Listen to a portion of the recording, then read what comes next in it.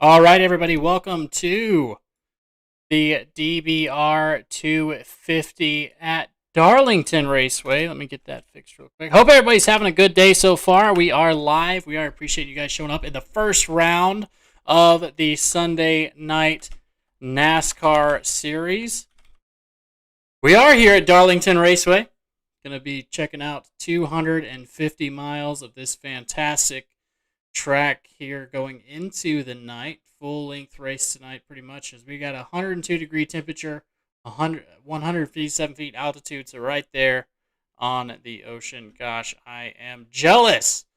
Just going to be me in here tonight. I'm going to be running this race for you for a little bit, but as we're going to see everybody get going, let's go ahead and run through the grid here. We got Joseph Stafford starting first.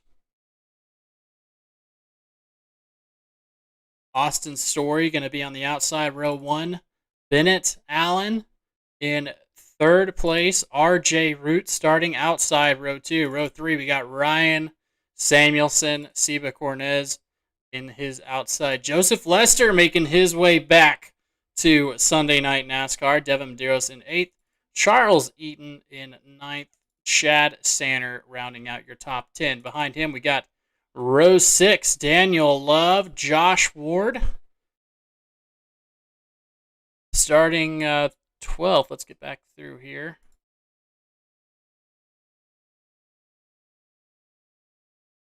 We got Randy Spivey in 13th. Kavaja Holt in 15th. Jamie Knopf starting 16th.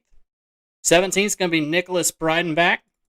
And you got Matt Gaskins. 19th is going to be Cody Strom. Outside of him is Benjamin Harp. Chris Claude starting in 22nd. 21st, Jarrett Phillips. I'm sorry, 22nd, Jarrett Phillips. Chris Claude, 21st. 23rd is going to be Dave Regal. Followed by Tony Burt, who is starting from the back here. We got Steve Dardarius in 25th. 26th, we got Lauren Jones up there in the top. Inside row 14 is going to be Donnie Gatton Jr. If we can find him, we'll go ahead and turn those off. So Donnie Gatton Jr. starting 27th, 28th, Alan Henson, 29th, Kevin Rourke. 30th, Robert Nestor, Troy Hutchinson in 31st, John Espelwalda, 32nd. 33rd, Warren Young. John Espelwalda the third, starting 13th. And we have the green flag. Hopefully they, yeah, they're going to let it fly for us. One more race. And Corey Stansel and Marty Roberts Jr. going to round it out. So that's what we got, folks. We're going to take it one more lap around here. For the Davis Brothers Roofing 250 here at Darlington Raceway. We're excited to have you. We're going to have our graphic up later showing you where everybody is at with the, one moment here. A little behind today.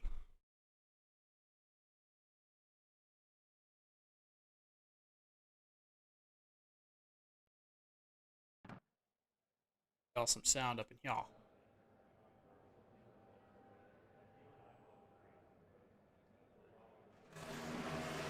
As we are getting rolling here, Joe Stafford's going to take the green flag. Green flag is out. There we go. Everybody else getting rolling behind him. 32 gets a little bit of tire spin there. We're wrecking. We're wrecking, folks. We got a wreck down the front stretch. Oh, it is a California traffic jam down there starting out. Lap 1 here at Darlington. So let's go ahead and see what happened here.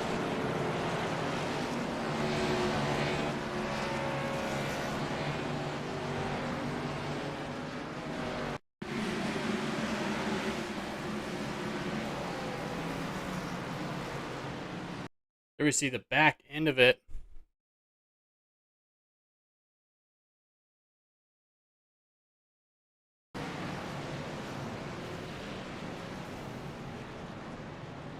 So we're here in Chad Sanner was beginning here.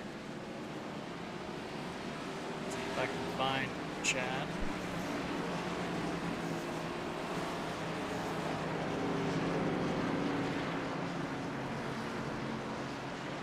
There we go. So there you go, Chad Sanner in that 59 car just spinning those cold tires, and behind him, pandemonium. There we go, folks. What a way to start your round one of the NASCAR playoffs here with Sunday Night NASCAR. Let's see. Go through the field here again. Joe Stafford, Austin Story, RJ Root able to make it through all of that. Let's see Kevin Rourke's view of that mess.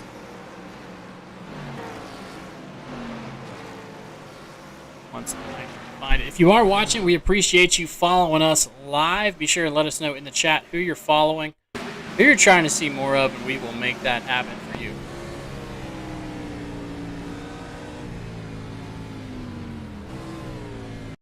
Making it through traffic. That's Kevin Rourke. Fantastic job there. That 99 car of Kevin Rourke.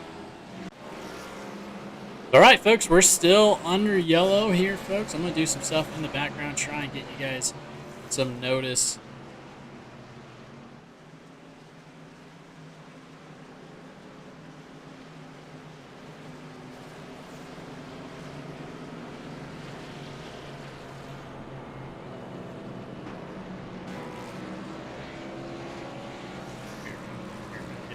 Standings.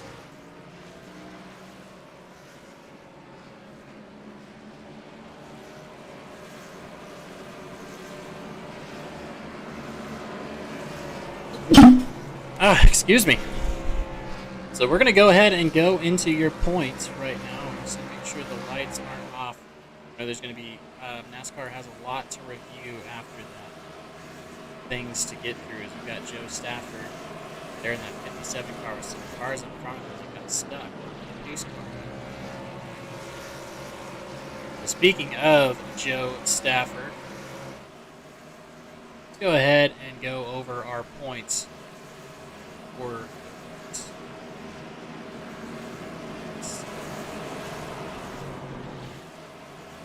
we've not taken them to get to go.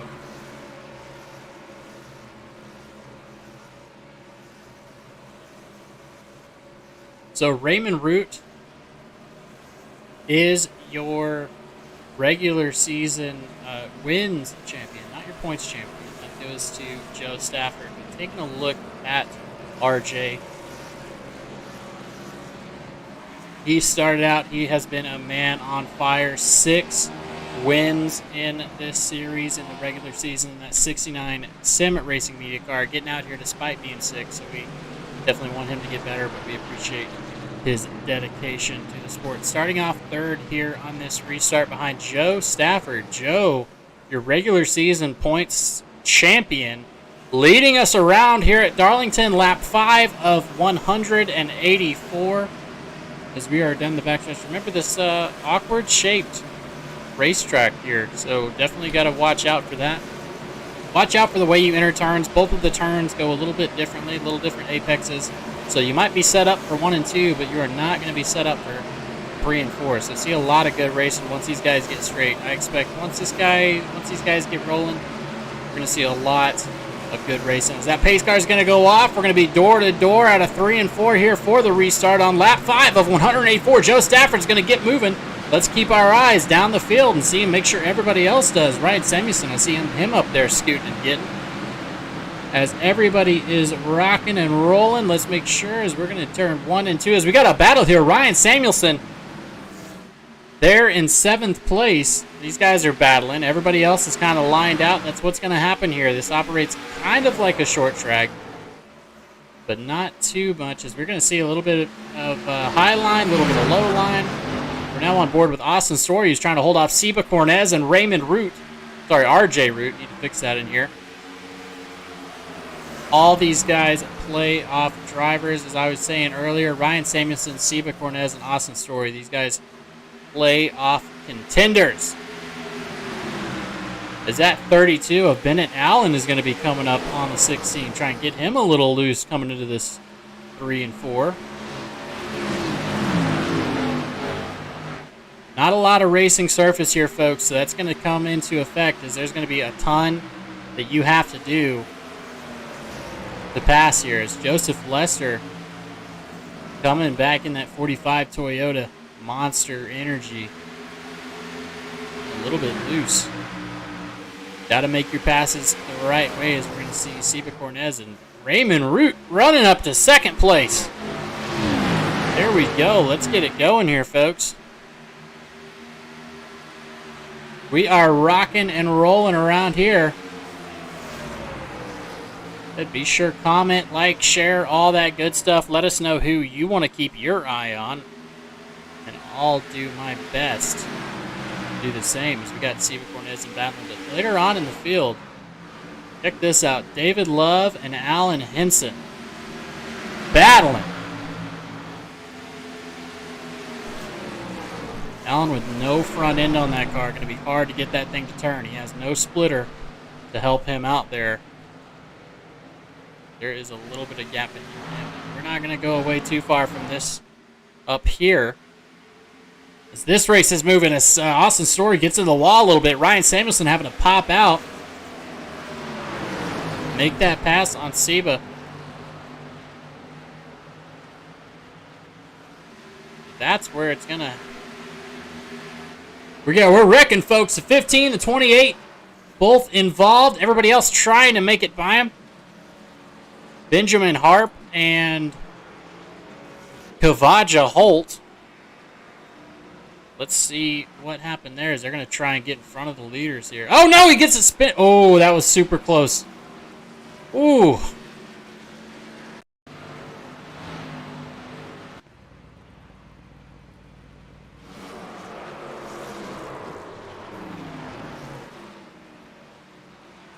Boy, that 28 car just barely getting out of there. And, easy to lose these cars.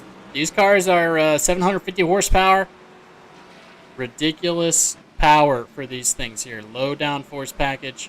As you can see, Kavaja there getting a little bit squirrely. We didn't quite catch what happened, unfortunately, because of the way that iRacing does their package with crashing. Let's try and see if we can see Benjamin Harp involved.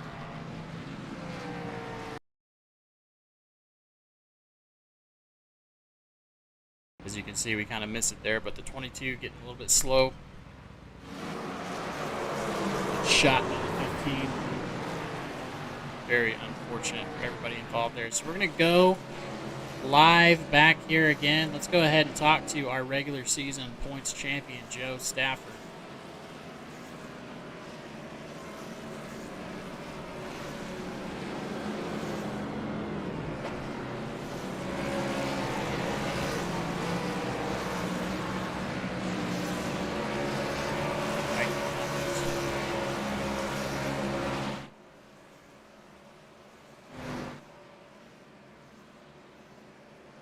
Randy Spivey. Randy, it's James in the broadcast booth. Do you have me, sir?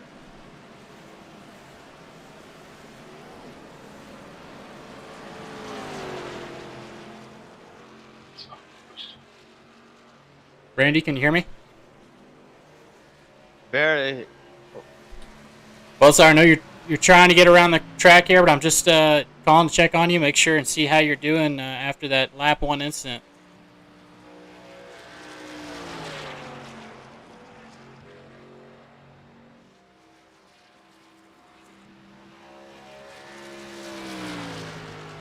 So, Randy, I know you're looking for a good run here today. You think you're going to be able to get out there and make something happen here in the Sunday Night NASCAR?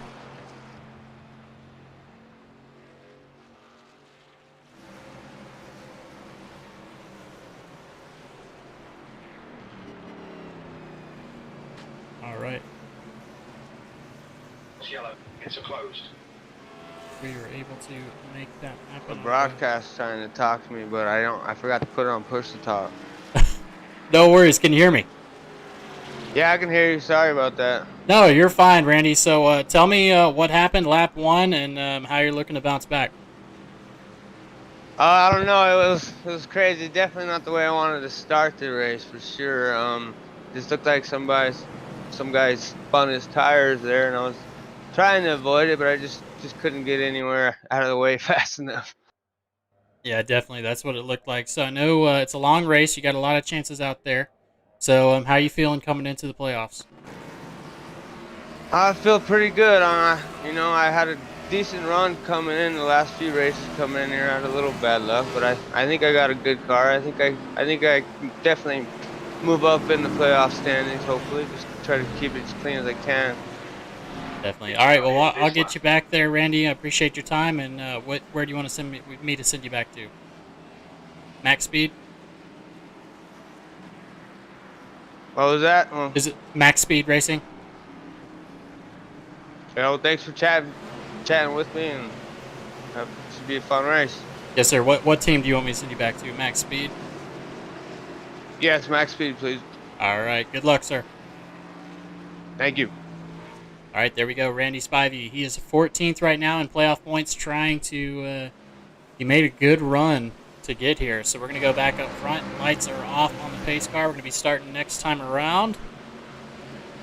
So our next group that I'm going to focus on, Ryan Samuelson and Seba Cornez. Ryan had a bunch of wins this season, 4 wins, or second place in wins.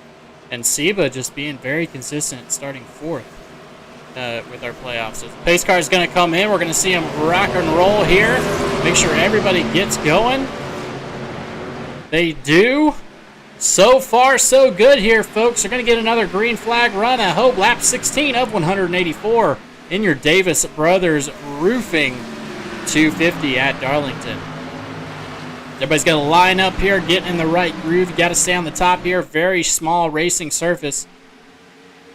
Can't really go too wide, especially trying to conserve tires. You see in the background, Charles Eaton getting a little bit squirrely. That's going to cost him. Jarrett Phillips is going to try and make this pass down low. The home of the slide jobs here at Darlington Raceway. As up front, Ryan Samuelson battling Austin Story. Austin Story is going to get passed back to 5th. He's down 3 laps. Joseph Lester trying to make his way in, not in the playoffs, but still has a fight to fight here. As this league does reward people who show up. They're fighting for a Buttkicker. Of course, they are another sponsor of the Sunday Night NASCAR League, Buttkicker. Got one coming my way. Actually, I'm very excited to have it. Excited to try it out. Get that extra depth of feel when you're racing in these cars. Make your sim a little bit more sim, as Bennett Allen is going to pass Raymond Root for the lead. There you go, folks. RJ Root has been passed by Bennett Allen. Where did this guy come from?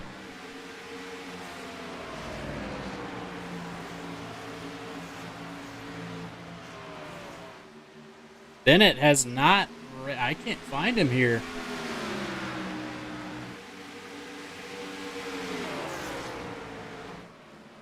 Bennett Allen has raced 5 races here. Relative newcomer, not in the playoffs. But he is pushing here, folks, as he has your lead.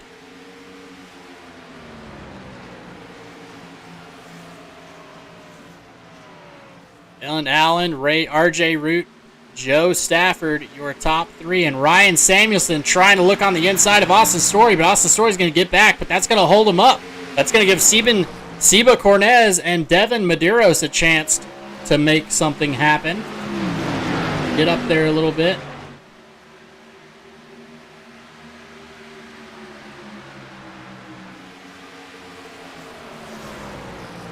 As they are working on each other.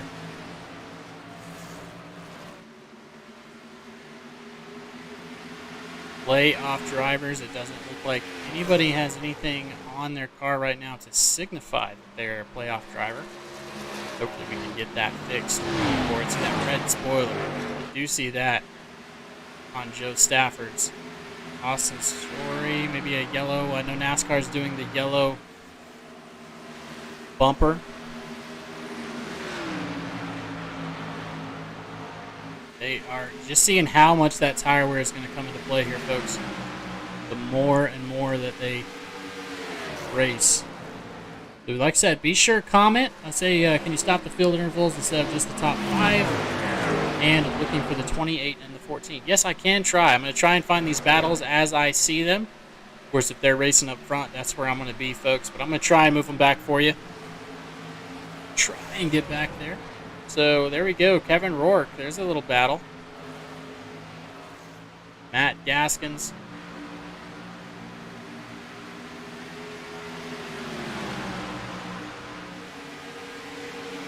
'28 car. Let's see where they are at. So it's only the top 5. That's what you mean. Sorry, it's on my end. Let's go ahead and get the tower up so y'all can see kind of what's going on here. As I'm tracking now, paying attention. This battle here, you get the 46 of Daniel Simmons trying to keep Matthew Gaskins off his back.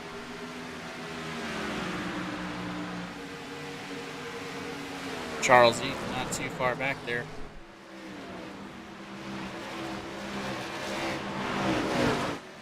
Taking it back, a look up front. Seba Cornez sitting in 8th position right now. He's down 2 spots, but our biggest mover. Let's take a look at Kevin Rourke in this 99 car, making huge headway through the field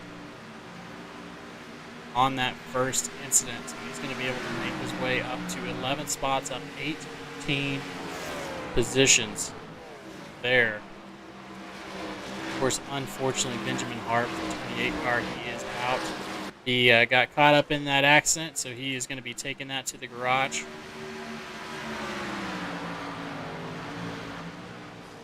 Everything up to date. 14 at Troy Hutchinson. A little bit down on power right now, it seems like. He's going to have to bring that car in. No stage brakes here, so what you see is what you get.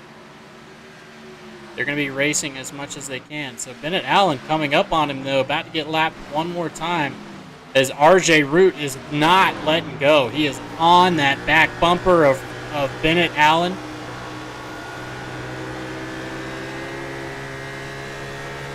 Looking to bring him around. Try and slow him down there. We're going to see just how close it gets as Chevy and Ford battling it out. Take a look back at Joe Stafford, but the battle here, Austin Story and Ryan Samuelson, no love lost here. Build Filler Racing definitely has their work cut out for them, as there's a ton of people here. We'll say Seba Cornez, shout out to Seba, as Ryan Samuelson's going to try and duck to the bottom. He's not going to make anything happen there. But shout out to Seba Cornez. Seba won his 24 hours of Daytona this weekend race. So huge congratulations to Seba Cornez. Big shout out to him. Make sure you give him some love in the chat for that feat. I know that is a hard battle. So John Espewalda getting a little squirrely.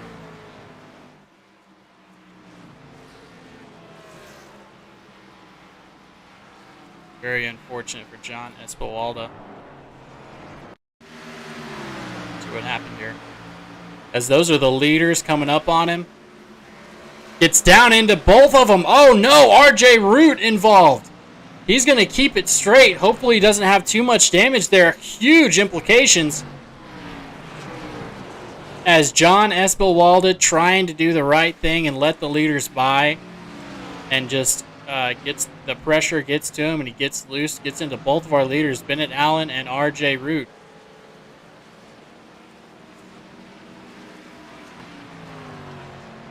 Super unfortunate. Our third green flag of the night.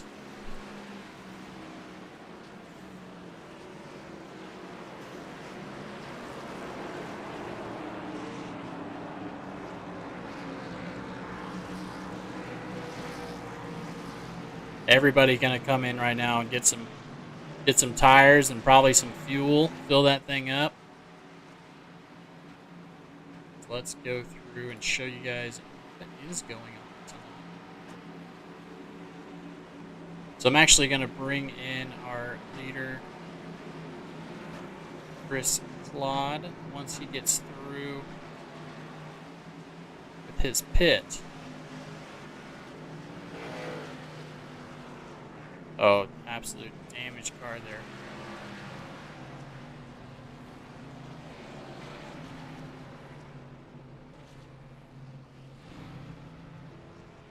It's Donnie Gatton. Donnie Gatton last pitted lap 13, so he's going to stay out in that Chevy machine.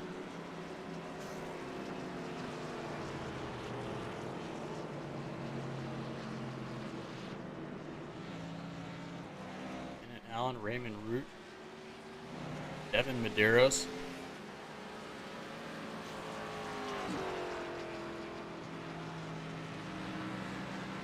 I'm going to pull in RJ Root here. Talk to him. Hey RJ, I know I pulled you in quickly here, but it's James in the booth, man. How's the race going so far? It was going pretty good. Just got knocked for speeding on exit there. So we're going to the back, but the car feels great, and we barely got any damage from that caution. So good deal. Are you feeling a little bit better? I'm feeling a little bit better, but still got a pretty bad cough. You got some pretty good wins. So you got 6 wins. That's really helping you in the playoffs. So you've got some wiggle room there. How is that going to go into your strategy going to the back here on that speeding penalty? Basically, we're just gonna go for as many wins as we can here at the beginning of the playoffs, and try to just lock ourselves in to the final 4 with just the amount of playoff points that we have. All right, RJ. Well, I appreciate you, and again, congratulations on the win total coming into it, and hopefully you can turn around and pass some of these guys. Also, just a heads up, your microphone is very quiet. Okay, I will work on that. In the broadcast or with you? I don't know about on the broadcast, but like right now I can barely hear you. There we go. It's because my microphone was going to my headset. All right. I appreciate that. Got up, RJ. We'll see you, and good luck for the rest of the race, brother. Thank you. All right, folks. That was RJ Root with Field Filler Racing. Going to the back for a speeding penalty, unfortunately, there. So lights are off on the pace car. We're going to be getting rolling here very shortly. We appreciate you guys checking in and watching with us. Sure, share this out to whoever you need to, as we're going to restart here, folks. These restarts have been a blast. That pace car, that beautiful Ford Fusion with that iRacing front on it. This restart is going to be brought to you by Enville Insurance Group. And check them out online or in the link in the description.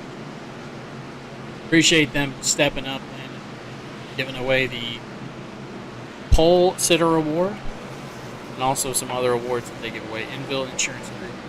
Again, you can check them out online on our description. If you want some insurance, personal, commercial, business, whatever you got going on, they will take care of you there at Enville Insurance Group. Probably going to run a commercial if we get a green flag runs. Pace car is coming off. Tony Burt going to bring him around here. Tony Burt and Bennett Allen. Tony is on old tires, so this spells trouble, folks. Let's see what happens as Tony Burt gets a little loose, just like predicted in that 43 car, showing 43, actually number 72. He's going to go to the bottom. That's going to give Josh Ward and Allen a run at him. Oh, those old tires are struggling. Devin Medeiros is going to have to find a way around him. He is going to drop to the bottom there after holding up the field. Man, what a great good luck by Bennett Allen and Josh Ward. They are gone. We're going to be focusing running through the field here. Joe Stafford fell back there. Chris Claude, 17. Ryan Samuelson in the back with Joseph Lester and Raymond Root. Unfortunate. Had to take a penalty there. These guys are going to be battling from the middle of the pack. But let's take a look at Joe Stafford.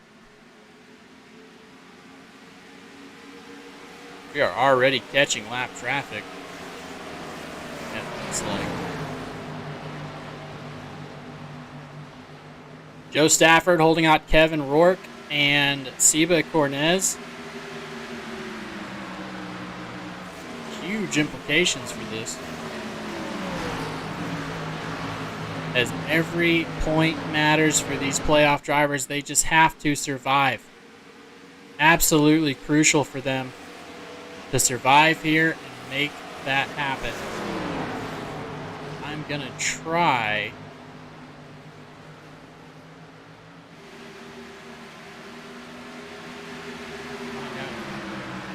playoff graphic.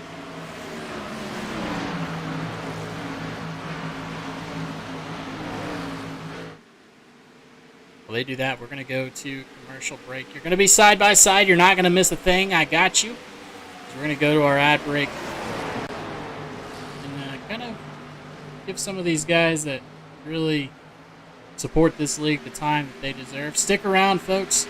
I'll be here. You won't miss a thing with side by side action. Have you ever... Hey guys, Will Canterbury from Enville Insurance Group. Thank you so much for coming to our website. We are your one-stop shop for anything insurance: homes, autos, boats, motorcycles, renters insurance, life insurance. If you are a business owner or you're a decision maker for a business, we are commercial insurance experts. Not only that, we are independent, which means we have most any carrier that you can think of. We can shop that for you, so you don't have to waste your time to talk to 5 or 6 different agents to get 5 or 6 different quotes to make sure that you are getting the best options. We can do all that for you. So give us a call, 615-505-1011, and we will be more than happy to help. We're Enville Insurance Group, located in Middle Tennessee. Give us a shout. You know that guy? The one who, just minutes before the green flag, keys up his mic and asks, "Anybody got a setup?" Well, this is him. This is Adam. And Adam needs some help. This, on the other hand, is Steve. Steve is a solid racer, and he knows his way around the garage. Steve's problem is time. With a job and a family, he can't find enough time to build competitive setups and to race as often as he likes. But Steve knows a secret. Steve lets our crew chiefs do the setup work so he can focus on the racing. At majorsgarage.com, Steve can get setups for over 50 cars on the iRacing service, so no matter what series he wants to jump into, he is covered. Somebody really should tell Adam.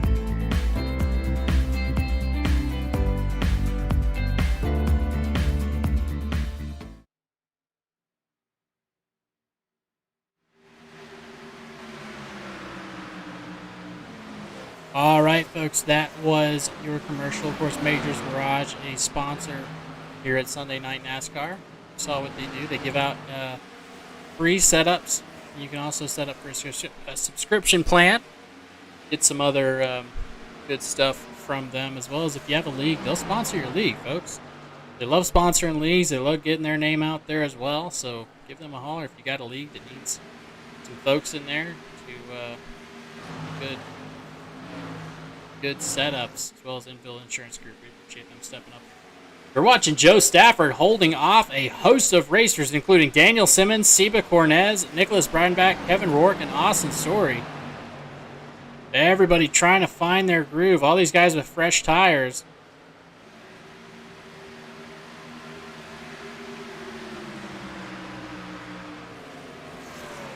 As our leaders, Bennett Allen has checked out. He's got about a second on Josh Ward. Devin Medeiros back there in third. And fourth's going to be Jamie Knopf, and top 5, Joe Stafford.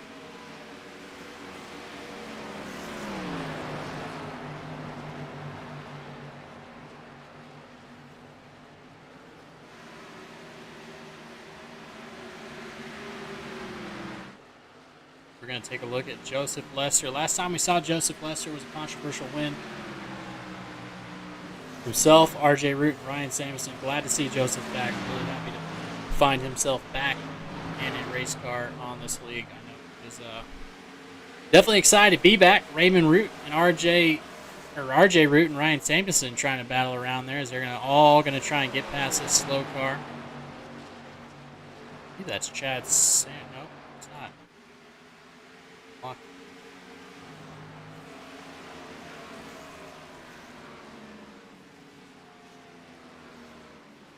There you have it, folks. People are battling here. Everybody trying to make something happen. Devin Medeiros, Josh Ward. Devin's caught Josh recently. Oh, Robert Nestor. We just had him. He is caught. He is an accident there. Jumping to the pits. Let's see what happened. Oh, gets hard into the wall. Brings it in that Cinnamon Toast Crunch car. Very unfortunate. And Chad Sanner catching the back of it. So unfortunate.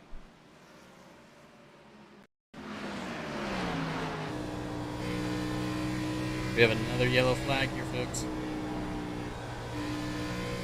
Oh no, that sun right in the eyes of Chad Sanner pushes him down to the bottom. Very unfortunate there. So Bennett Allen is your leader. I'm going to see if I can't go ahead and find Bennett.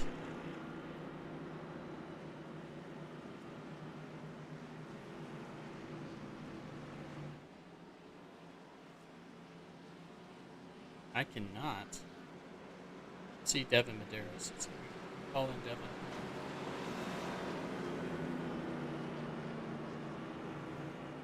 Actually, I want to pull in Nicholas Bryan.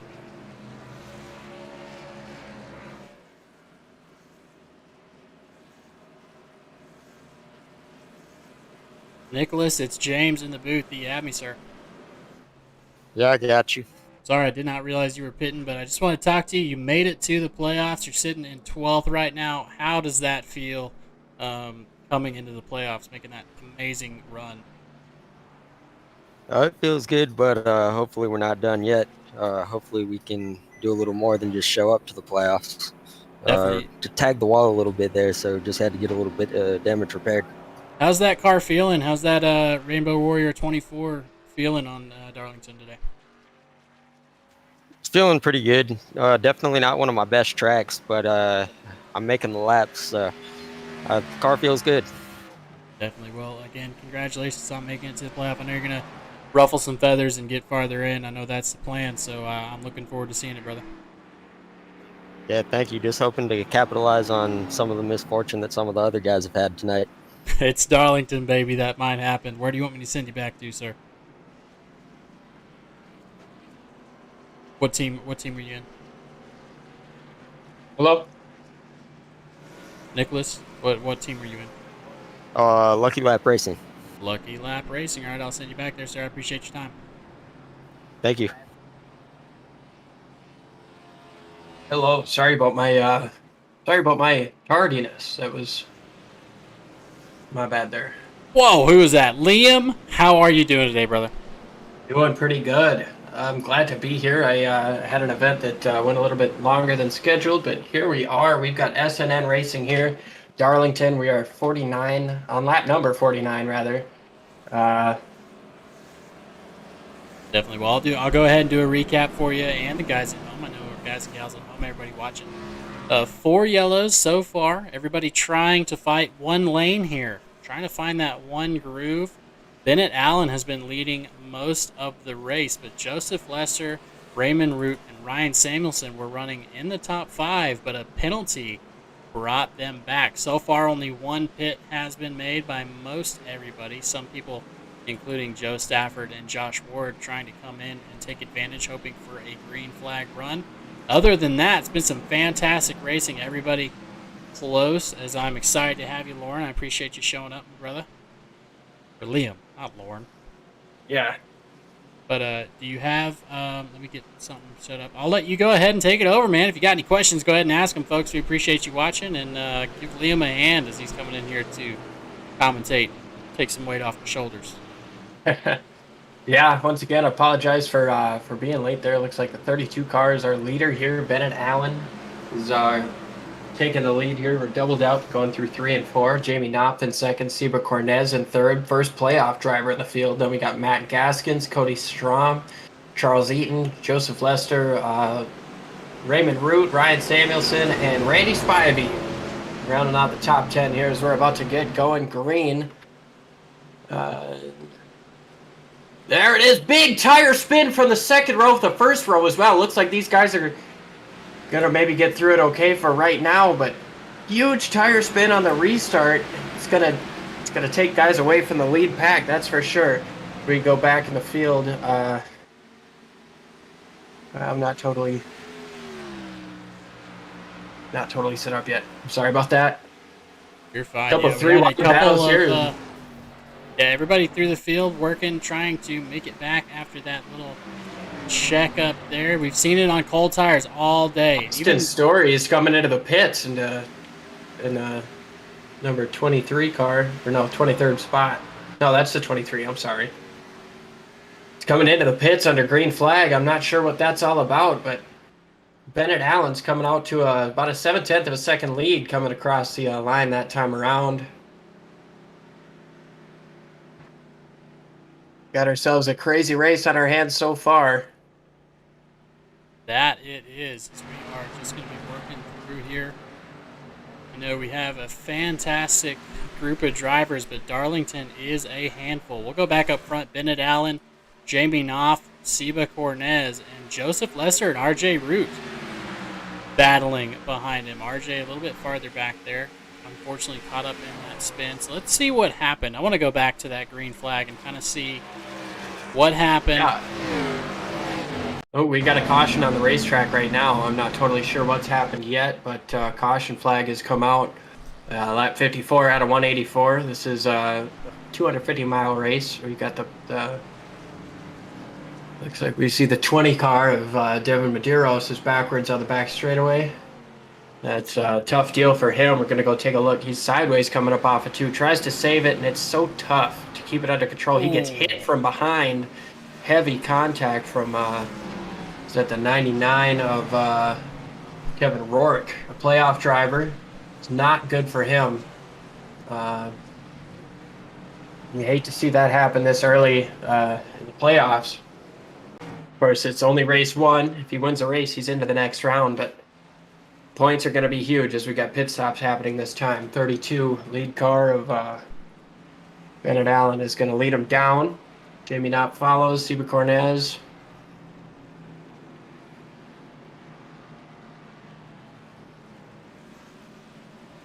I want to bring up, you brought up the playoff. I found the graphic. Thank gosh, we got, this is your graphic, so be aware of that. What? 3 races remain in round of 16. All these guys in the bottom are worried about the cutoff, and definitely Chris Claude did not want to see that. He was involved in that accident, came in at the back end.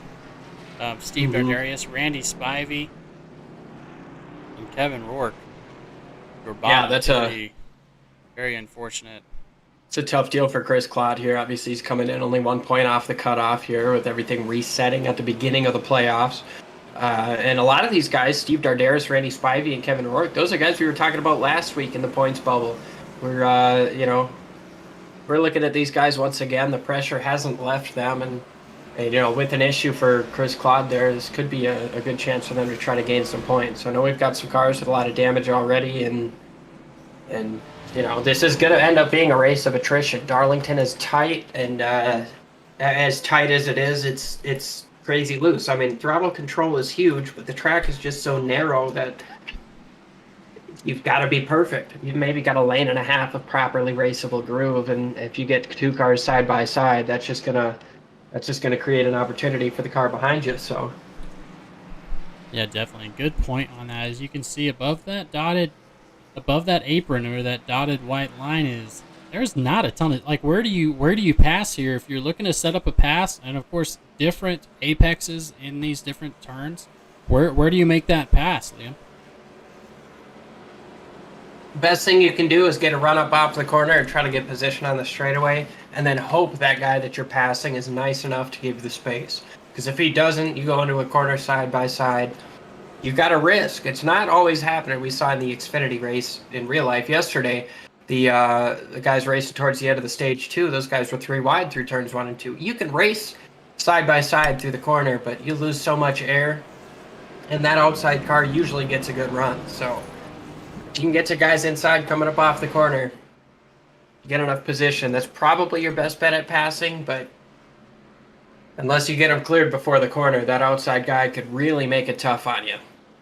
Yeah, definitely. And another thing to remember with this league here at Sunday Night NASCAR, they are an open setup league. And this is a 1.3 and the 1 mile, that zone setup really, really matters. You have to get that drive out of 3 and 4 to be able to make the best out of that turn.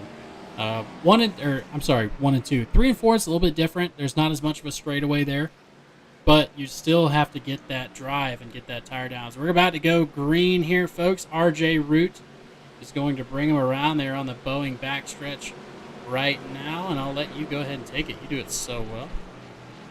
I appreciate that. And like you said, this is an open setup series, so these guys can kind of do stuff to combat things.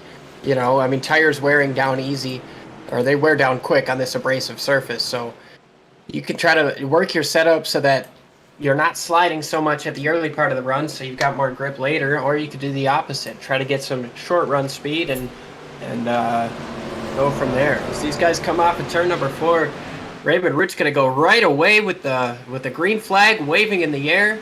Second place, Ryan Samuelson is right on his tail, about a car length separating those two as they go down into turn number 1. Raymond Root's got himself a lead that's increasing 2 car lengths now as third place. Joe Stafford, he's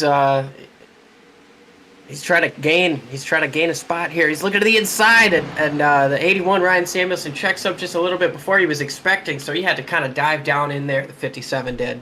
He's going to make the pass coming up off the corner. He's going to clear him as we've got another side-by-side battle right behind him. That's Cody Strum and Daniel Simmons. These guys running side by side. We're going to see that a lot. You got to complete that pass before you get through the turn. They do not have the tires on this war of attrition, like you said, to stay down there and drag out a pass, as we're going to see here with Seba Cornez and Joseph Lester. Yeah, these guys going down in hard into the corner. You see Seba Cornez trying to make a move on the 63 there of Josh Ward. Going to complete that pass. Ward a little bit slow, and now Cornez trying to take that run to the inside of the 26, Cody Strom. So you see Ward is losing a few spots here. The 32, early leader of this race, is getting around him, Bennett Allen. And we got 26 cars in the wall, wrecking off a Ford.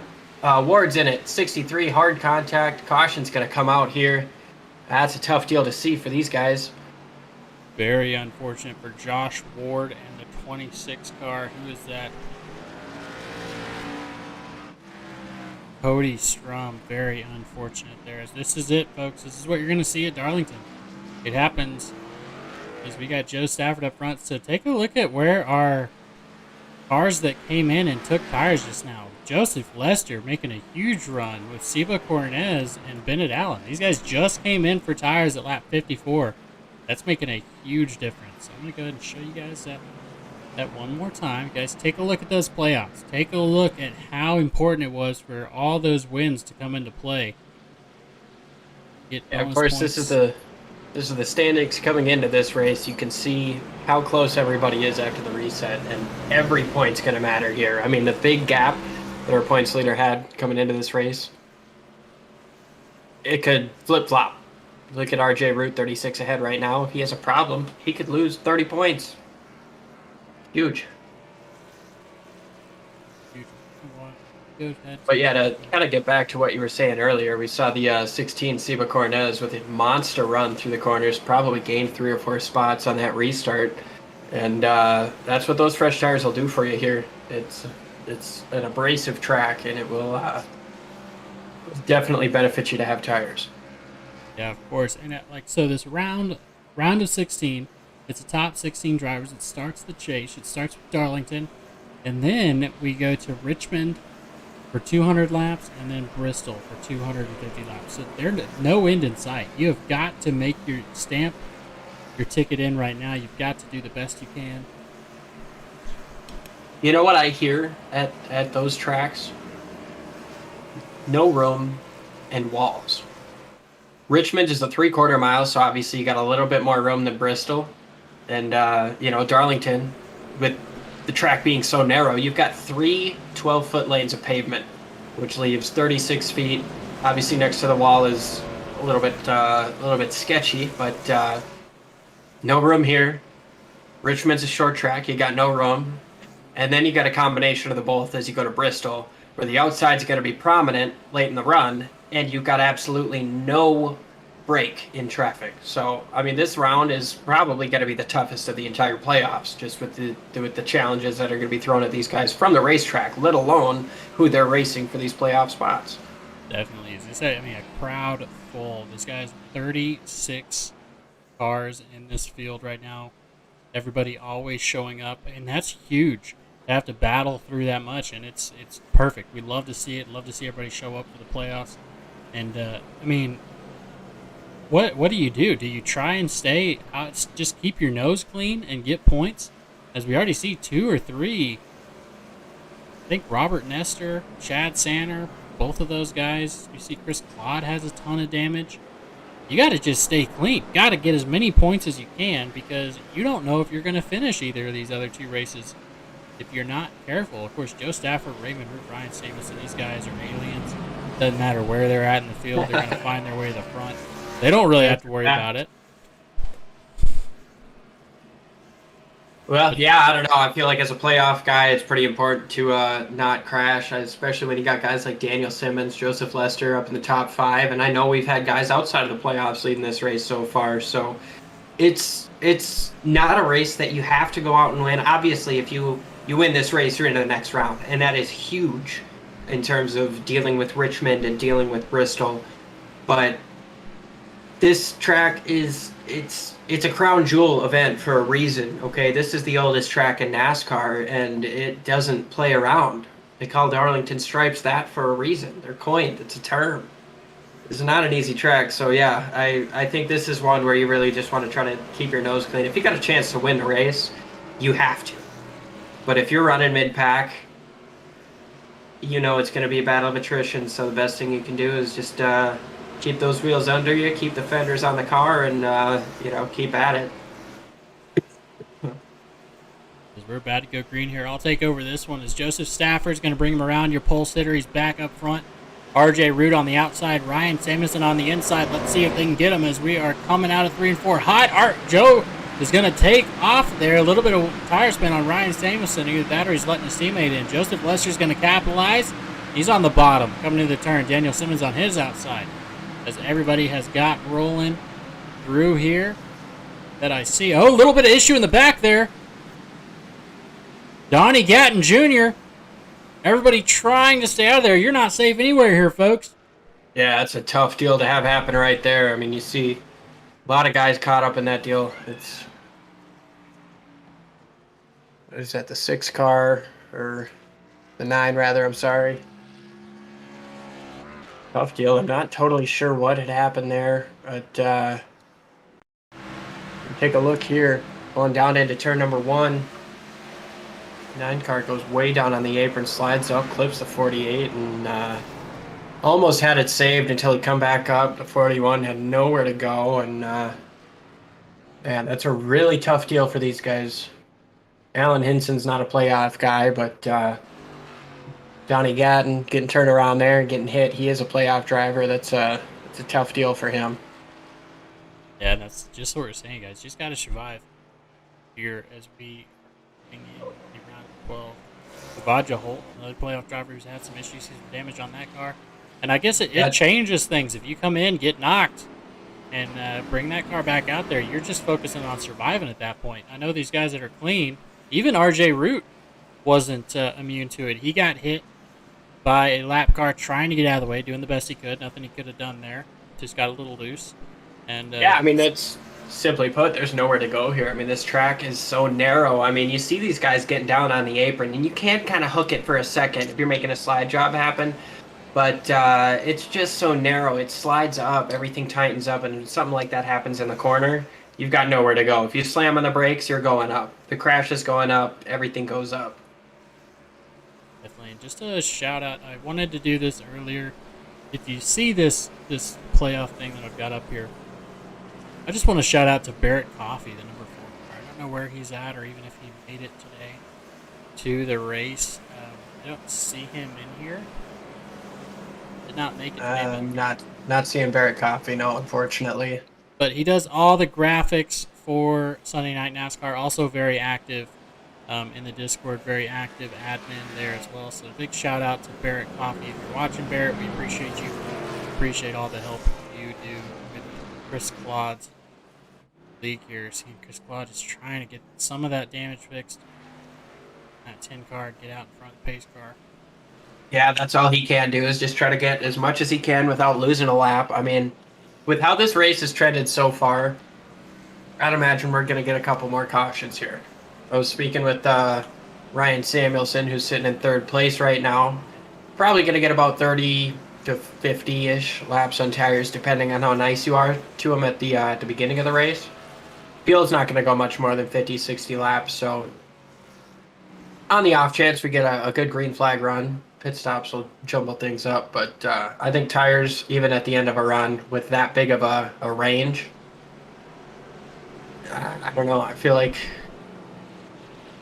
it's a bet on attrition.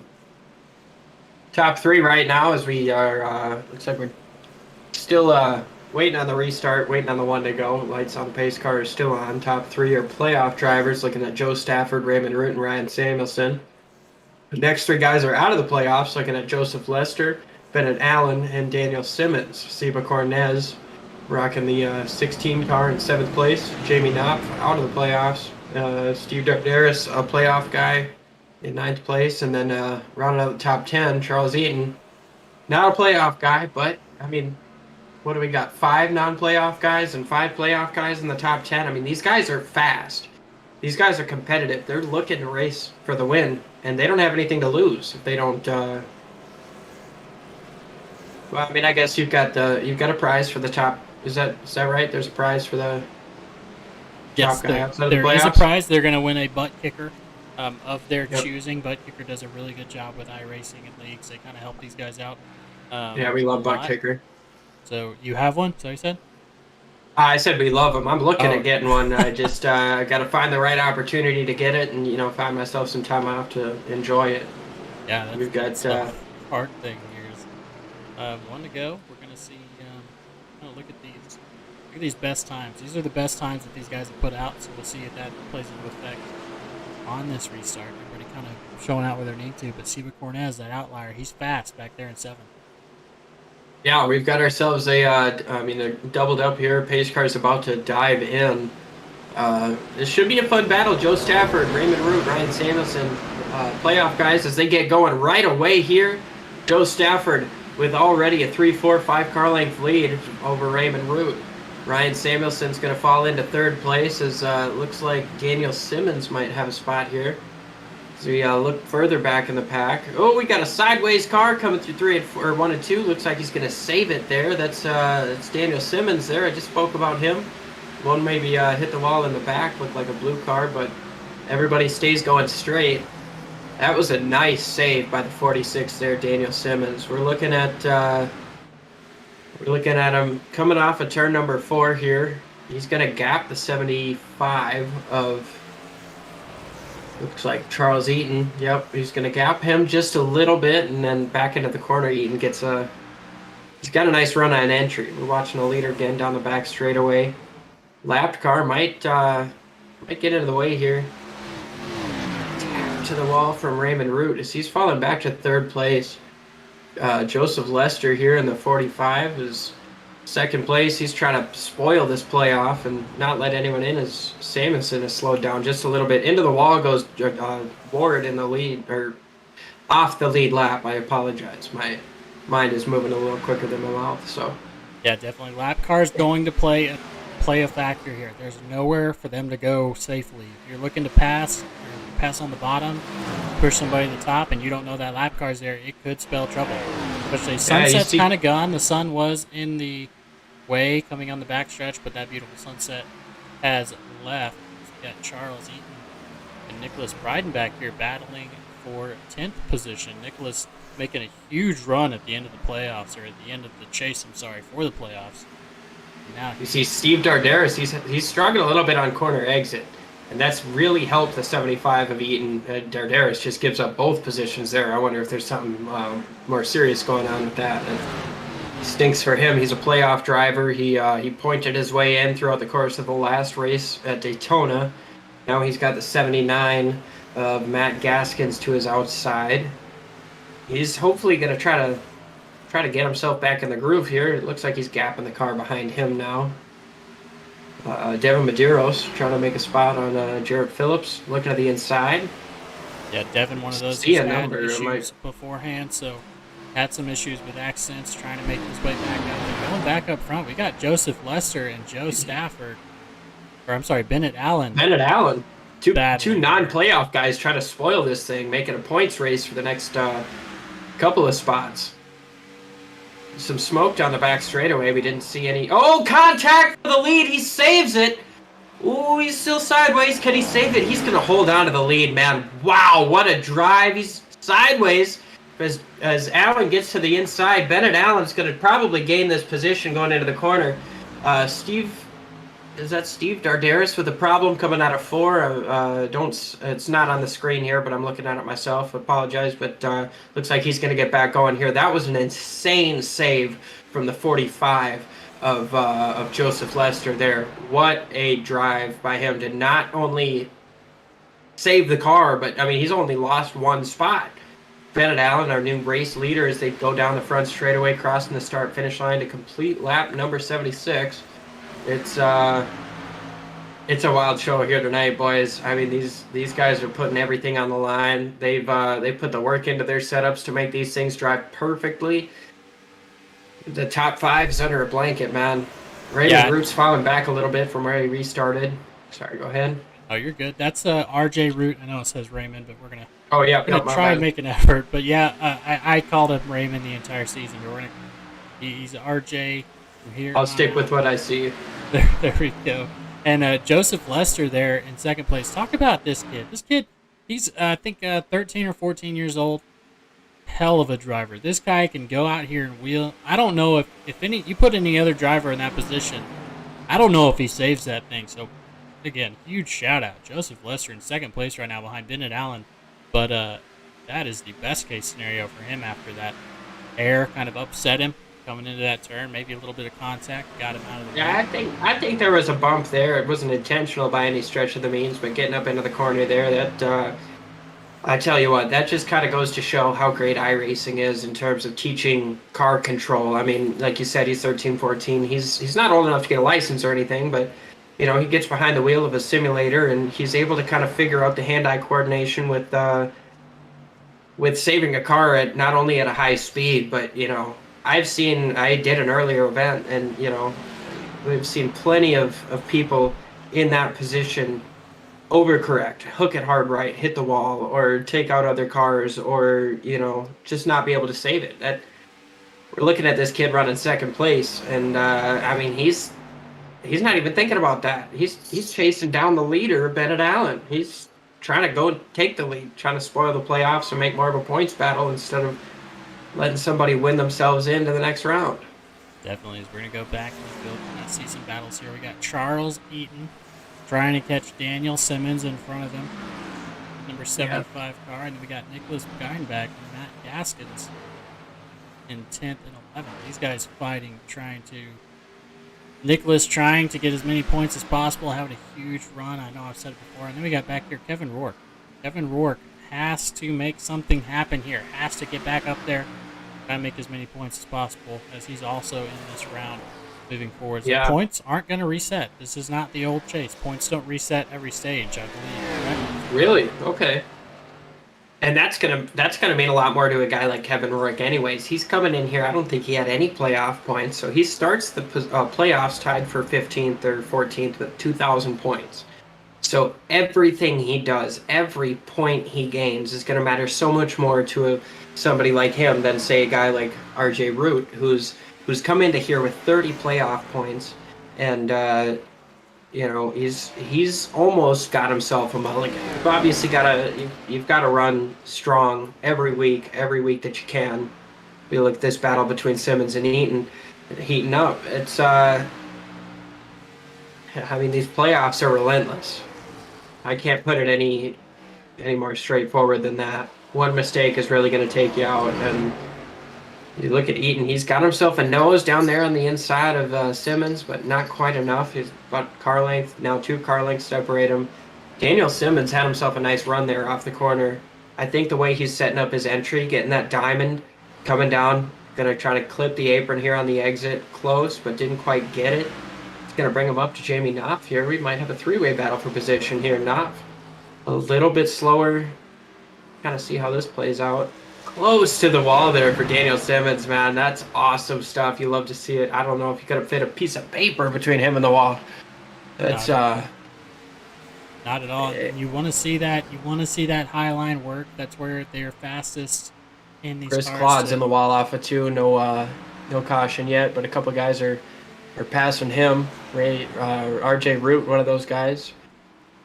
Tough deal for Chris Claude. You know, he got caught up in a crash last week. It's not a good deal for him to. I mean, not good momentum for him starting off the playoffs here. Obviously, anything can happen. He's still got 2 weeks to win, and you know, we've run a good amount of laps here under this run, but I still think that this is going to be a race of attrition. As you see, Samuelson getting sideways through the corner there, trying to keep the 75 behind him. And we're coming up on that window, that 30-lap window. These tires are old. Everybody's running a little bit slower. Who's going to make their strategy? Who's going to short pit? Who's going to try and long haul it? Who's going to hope for a caution? Because these cautions breed cautions, right? As these guys come in, I'm going to show you guys the track map. See where everybody is at. This field is spread out. Bennett Allen has to work through these guys as he comes up to him. And that's just going to get Joseph Lester and Joe Stafford more opportunities to come up. As we see RJ Root trying to make it to the bottom of Seba Cornez. Not going to happen there. Not this time, no. 48 car getting in the mix. Yeah, and we, like you mentioned, I mean, tires kind of vary depending on how you set up the car. I mean, you could really set up the car to kill tires if you have a short run setup. Looks like these guys have so far. I mean, it looks like these guys aren't sliding around too much. We've seen a couple of sketchy moments from these guys, but you do find yourself in a position where you wonder what the gain is in terms of lap time, right? Okay, the fastest lap for, you know, some of these guys are sitting at 28.90s, 28.60s. That might be a little not real, but 28.7 was, I think, the fastest I'd seen. And the last time around, looking at Charles Eaton last time around ran a 30.81. Daniel Simmons a 31.51. I don't know if there was lap cars that kind of caused that to be an issue, but from your fastest lap, that's a 2 or 3 second gain. You know, it's a weird spot to. I mean, everything would have to go green for this debate to be a thing, right? But you could do a 2 versus 3 stop strategy from here on out, or maybe a 1 versus 2, because if you can gain that much time, depending on how much you lose on pit road, I'm almost thinking F1 strategy here, but with just over 95 laps to go, you could either do 1 or 2 stops. You can go 50 laps on gas, 30 laps on tires. I actually think it might be late for that strategy call. Yeah, and with that strategy, like you're saying, Raymond Root actually already coming in. RJ Root, I'm sorry. Yeah, I'm doing it too. It's a matter of also, once you get out and you have those fresh tires, can you even do anything with it?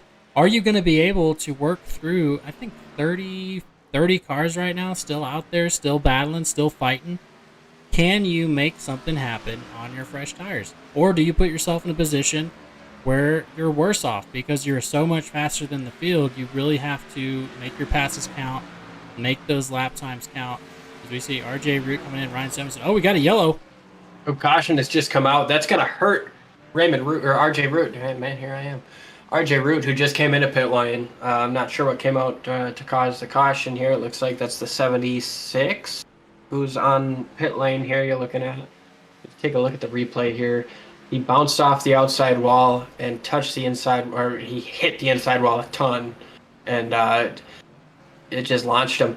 The outside wall here at Darlington. Oh, that was a nice avoidance by who was that? Was that the 45 or 26? 26 said, "I'm not getting caught up in another one here." Cody Strom with a fantastic avoidance here. Let's watch this. You see smoke. You see a car in the wall. No problem. And now he slides back down the track. You make a late second decision. Crank it right. Man, there was less than a foot between those cars. Looks like the leaders are pitting, or some of the leaders are. I saw Joseph Lester was going in. Bennett Allen there. You see the 32 coming into the pit lane. So most of the leaders coming in this time. We did run a long time under green there.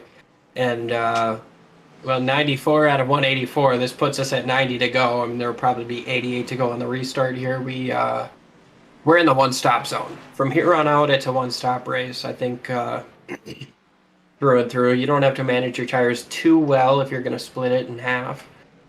You might be pushing them to that 50-lap limit. You know, if you try to split at 45, but it'll be about 44 with the restart. Definitely. And that's assuming we don't get a caution here, which is, I mean, that's Darlington. It's a Southern 500, man. We're in the thick of it now, right? Cautions breed cautions. As Ryan Samuelson's going to try. He aborted that pit road the first time, so he went through and drove through, saw the caution come out, decided not to pit, come out. He's going to come in here. RJ Root, unfortunately, he's a lap down, but he will. Yeah, hopefully it stinks for him. I mean, it could have been a close call with when the caution came out. I mean, if it come out at the right time and he was on pit road, it would have worked out. But unfortunately, when the guys came around to be collected by the pace car, he lost his lap there. And well, we'll see what the guys. I mean, obviously everybody pitted on the lead lap, so we'll see if that maybe puts him in a wave around spot. It looks like he is in front of the leader here. Let me double check. Correct. He is in front of the leader with Donnie Gatton, so when they get the one to go, he's going to be the first to know, as his race is going to start a little bit earlier than everybody else's. Him and Donnie Gatton is. I think Donnie Gatton did lap down as well, so they're pushing there. So, folks, we're going to go to a quick commercial break. We'll be right back. Stick around with us. Hey, guys. Will Canterbury from Enville Insurance Group. Thank you so much for coming.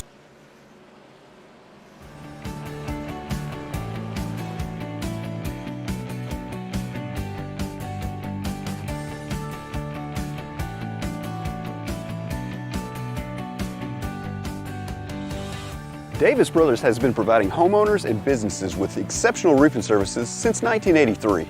From repairing roofs on small homes to installing new roofs on large commercial retailers, no job is too big or too small. Your home is an important part of your life, and your roof is an essential part of your home. We understand that. Whether you're inspecting, repairing, or replacing your roof, we'll treat your home like it's our very own. Low slope, steep slope, big or small, it doesn't matter, we do them all. And remember, we have the capabilities and the manpower to take on any size job.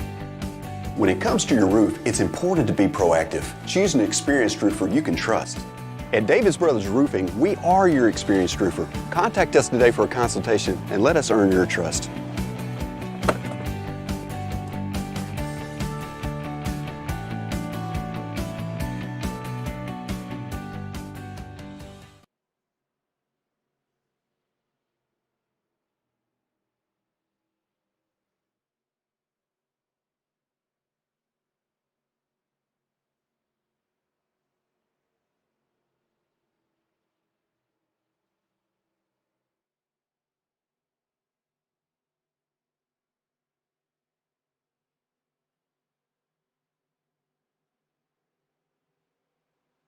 Yeah, pace car dives in.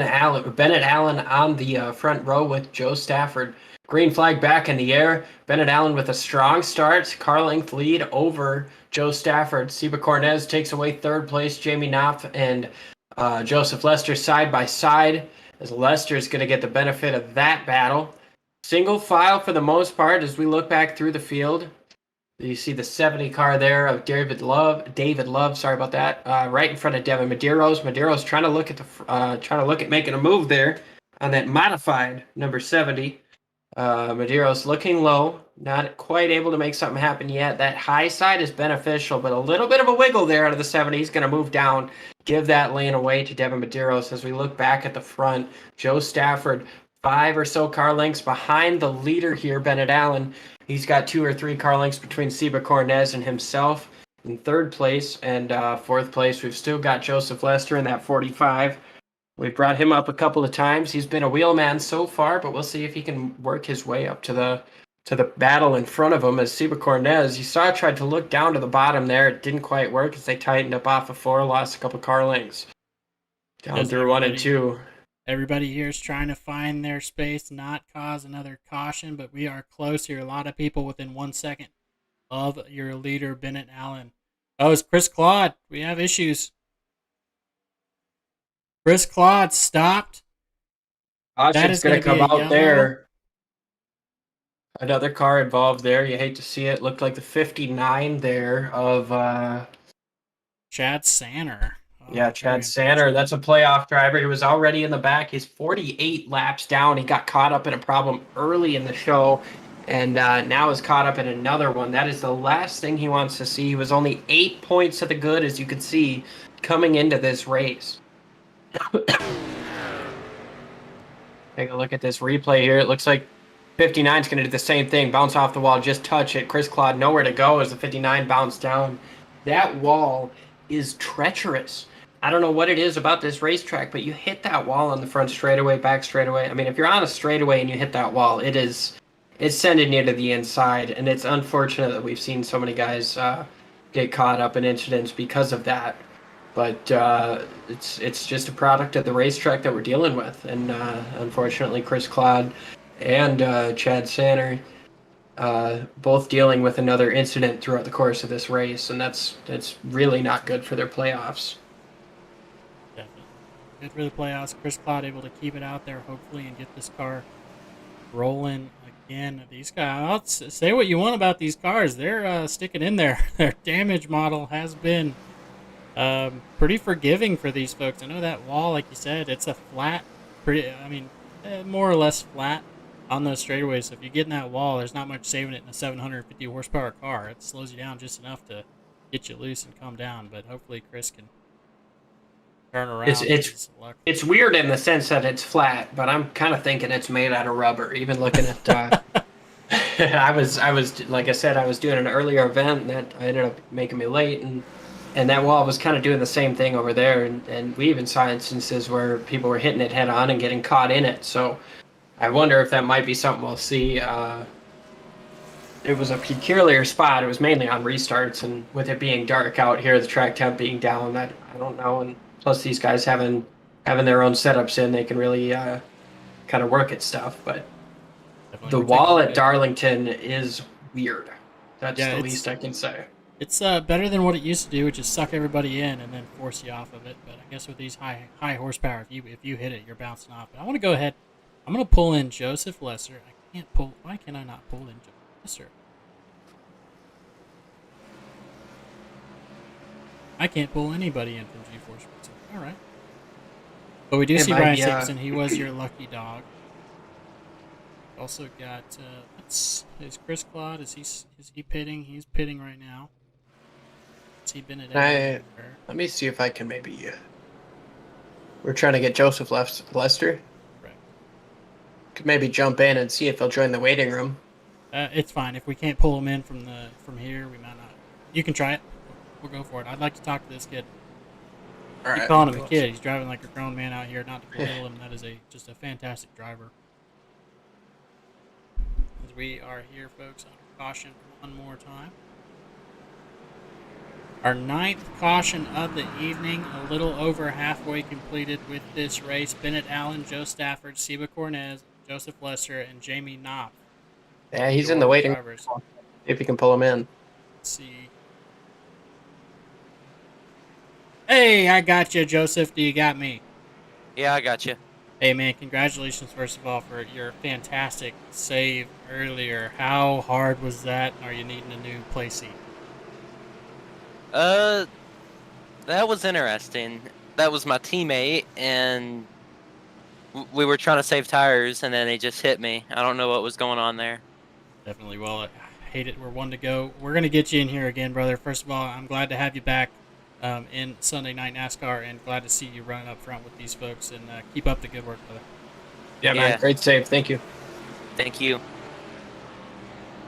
That was Joseph Lester. We're going to go ahead and put him back up there in G-Force. I can't even put him in G-Force Racing. We're going to put him in the broadcast waiting room. There he goes. He's back. He's back where he needs to go, folks. I don't know what was going on there, but he is back in G-Force Racing. We're going to start here. We appreciate his time there. It unfortunately killed your stream there, but green flag back out. You see the 32. Bennett Allen's going to get another good restart here over Joe Stafford. A couple car lengths into the lead as we go down into turn number 1. Joseph Lester got himself up into 3rd place around Seba Coronez there in the restart. Coronez trying to look low, and now Daniel Simmons going to get a run on him. It's not quite there for Simmons there down the back straightaway. Yeah, take a look back here. RJ Root going to be making his way through the field as he had to come in and get that wave around, and now he is back. Trying to stay on the bottom. We know he's got speed. It's been fun to watch him so far, and now he's working his way through the field. Currently rocking P16 across the line, and he's got a couple guys in front of him that might have damage that he could probably very easily get around. He's got a nice run coming off of 2. Gonna look low on the Randy Spivey car. Oh, he's checking up. He's got an issue. Raymond Root, or RJ Root rather, is coming into the pits this time around. I'm not sure what the deal is, but that's a tough deal for the guy who come into the playoffs with the most playoff points. Into the pits goes RJ Root. He's going to lose a lap at least. I don't know if there was some sort of penalty from the restart or what happened there, but unfortunate deal. Very unfortunate, but Ben Allen's going to capitalize. He is in first place, about half a second in front of Joe Stafford, who is also about a half second in front of Joseph Lester, who is trying to hold off Seba Cornez. Seba there in that Toyota. 5 Toyotas in your top 10 here, folks. They're rolling around here, lap 107 and 180 for Robert Lester. Getting a sign that he was involved in something, but I guess he was able to save that. He's going to jump to the pits there. Cinnamon Toast Crunch car.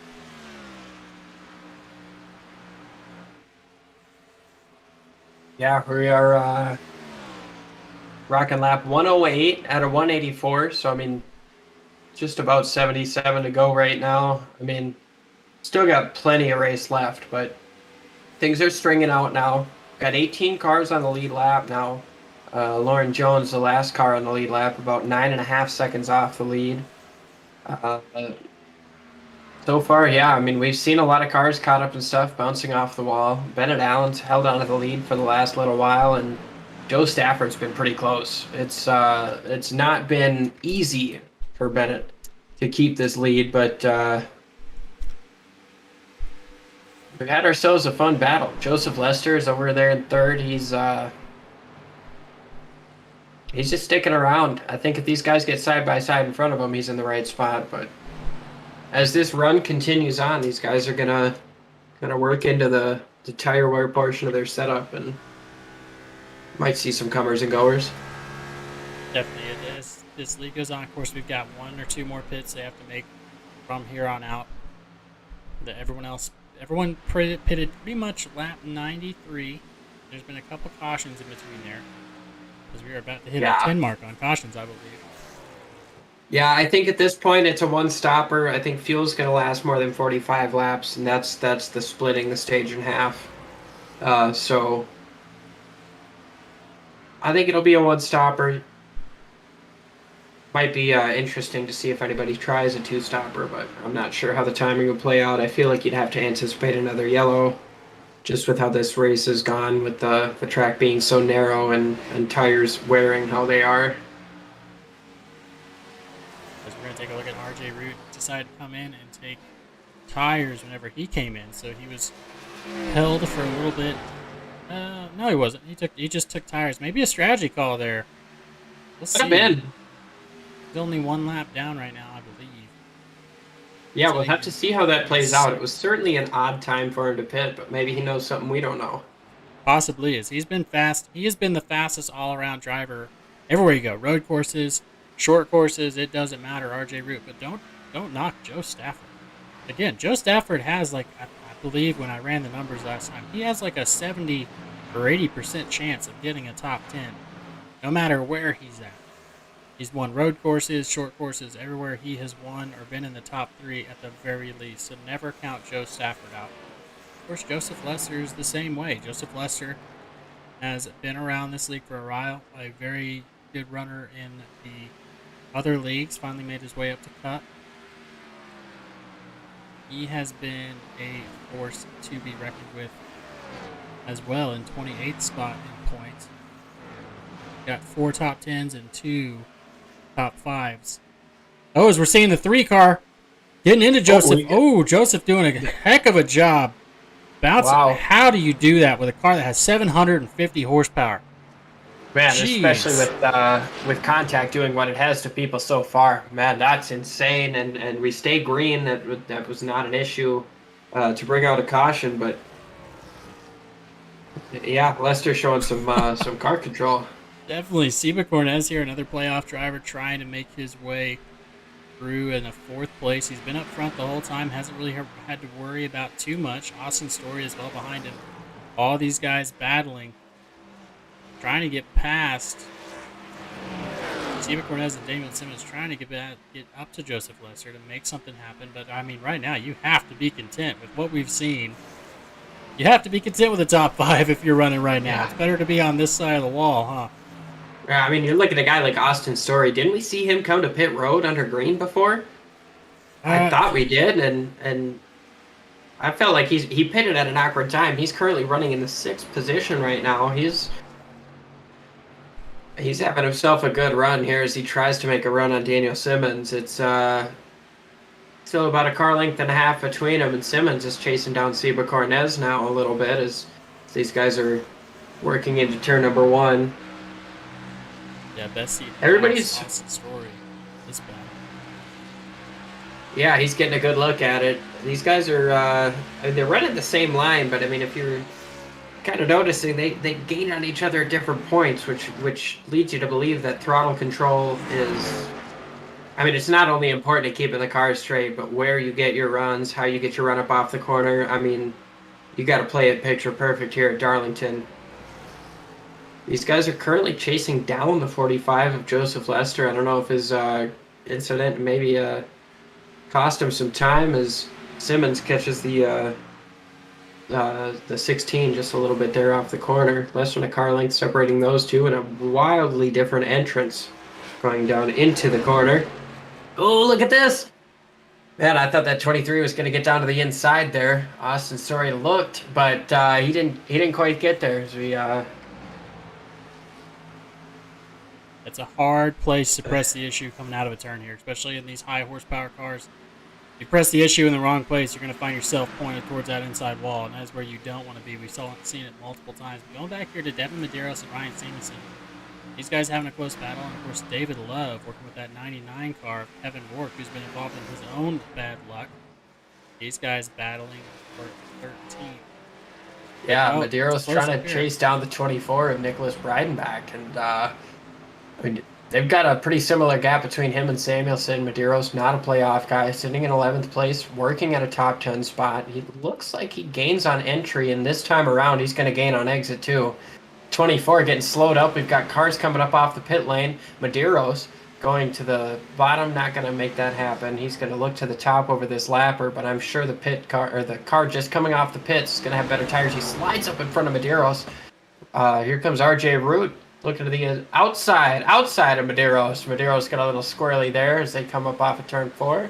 Medeiros slowing into turn number 1. And we've got 79 right behind him. That's Matt Gaskins trying to gain a spot. That was a wild turn of events. It was. We got Seba Cornez has been passed both by... Oh, Austin Story's not completed that pass yet. Watch out. That inside line does not have the run that it needs. We'll see if something's going to happen as we're side by side here, coming past the line, coming into 3 and 4. Yeah. Austin's going to make it happen there. Yeah, he Look at made that this. stick going into one, but Cornez might have a run coming up off. I don't know. Cornez is looking a little bit like they're struggling coming up off the corners here, and that helped Austin Story get that pass done. As he's actually trying to get a run here on Daniel Simmons coming up off of turn number 4. Simmons only 3 or 4 car lengths in front of him as he gaps Austin Story gaps Zebra Cornez by probably 5 or 6 And through take 1 a and look. 2 here. We're seeing They, Devin Medeiros, Matt Gaskin, Charles, Ryan Samuelson, not in that order, because my brain doesn't work that way, apparently. These guys are, 79. 75, Charles Eaton, get in the wall. It's going to give Devin Medeiros a run if he wants it. Yeah, he got. Oh, no, 3 wide here. 3 wide, here comes the. Oh, there's contact. Medeiros into the inside wall hard. Is this going to bring out a caution? It's interesting to see. Yes, yellow flag is out after hard contact to the inside wall for Devin Medeiros. After the 79 of Matt Gaskin, he split it 3 wide as they were coming up off of 2. We saw, man, I couldn't tell you who hit the wall coming up off of 4 or 2. They hit the wall in the middle of the corner, bounced off the wall again. They got 3 wide, and the middle cars just come together in a way that, I mean, that was unavoidable contact in my head. You can't come 3 wide off of turn 2 at Darlington with the way the wall jets out on you. It's a tough deal. 75 car gets into the walls. We're watching the replay here. Slows everybody down. Unfortunately, the 79. Both of those guys squirrely with arrow, and the 20 gets the worst of it. Devin Medeiros absolutely heartbreaking there as he's going to park it there and get to bring out the yellow, try and get that thing back started again. He is. We are not going to need the dirt track Nat Geo that everybody has, or the little Geo tracker to come push start him, as we're going to get him going here. Maybe that's a reference that only I get. Who knows?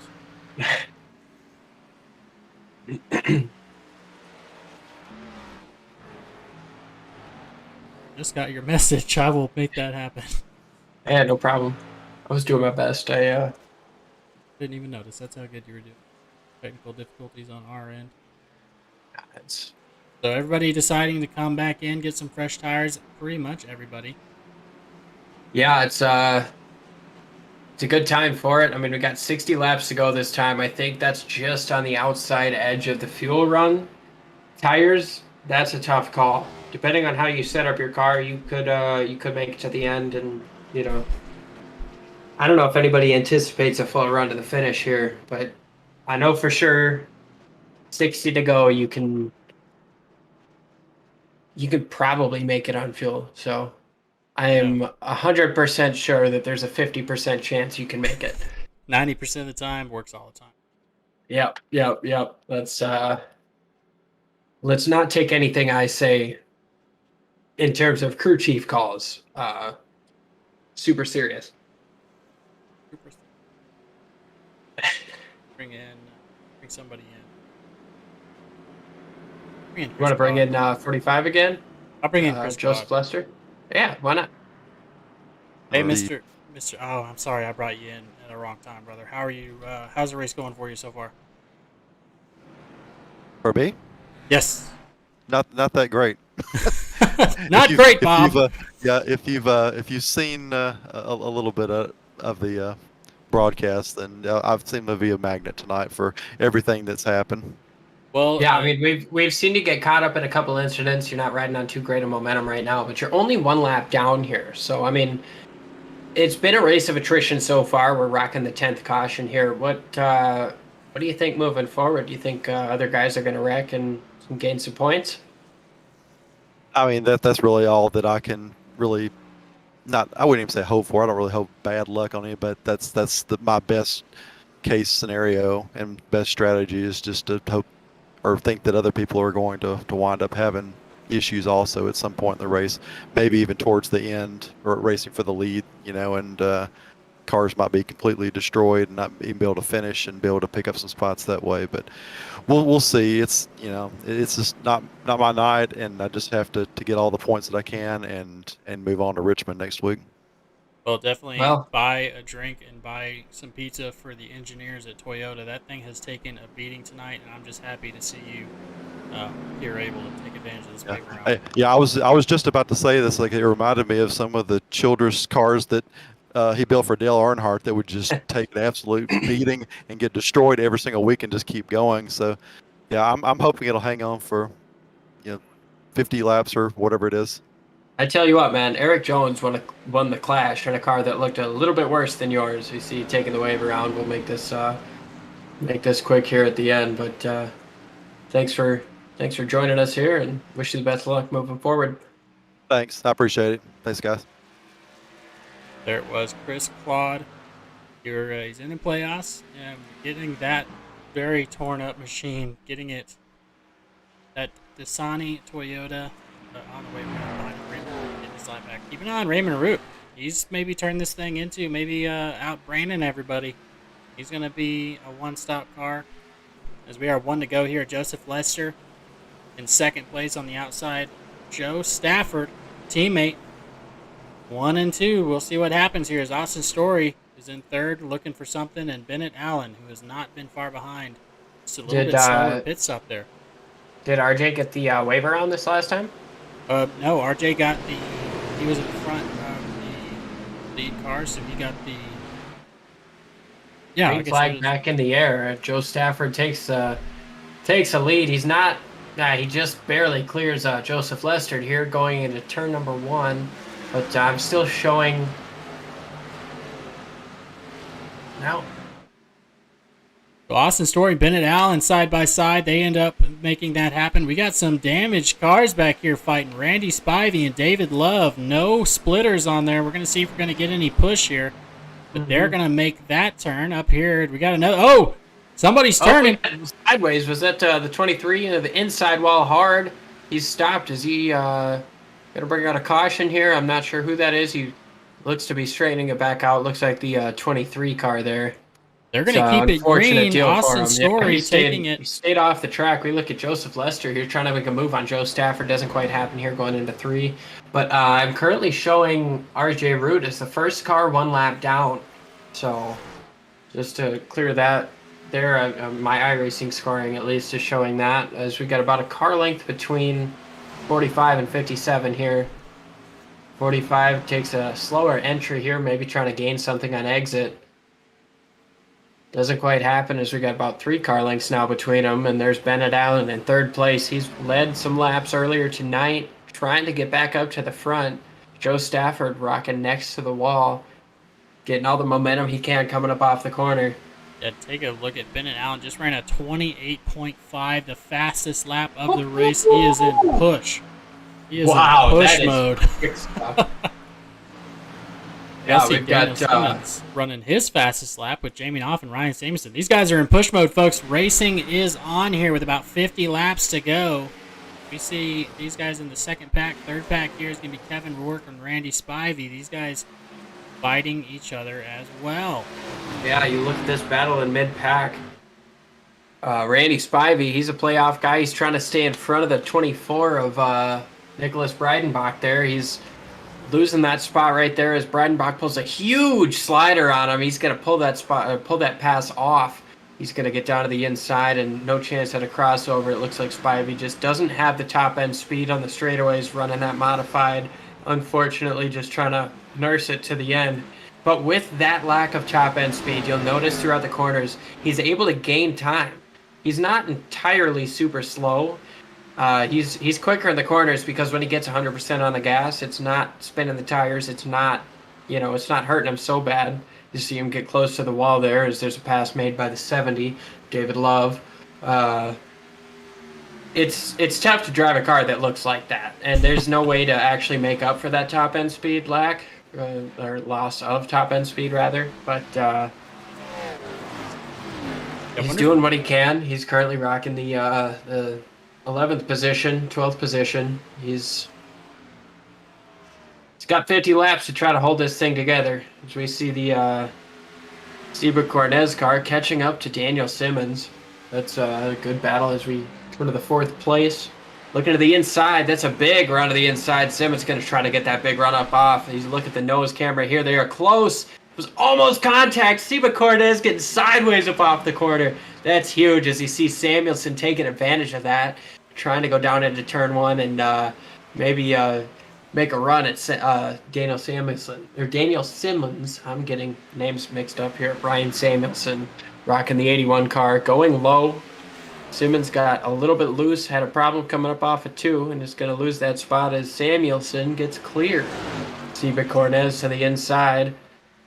Looks like Seba's now they're side by side, nose to nose. That's a dead heat up off the corner there, going down into 1. Cornez lets off just a little bit, slides up, and lets Simmons have the line. Cornez actually with a little bit of a wiggle there. Gonna lose probably 3 or 4 car lengths as this race for the lead is heating up. Coming up on a lapped car.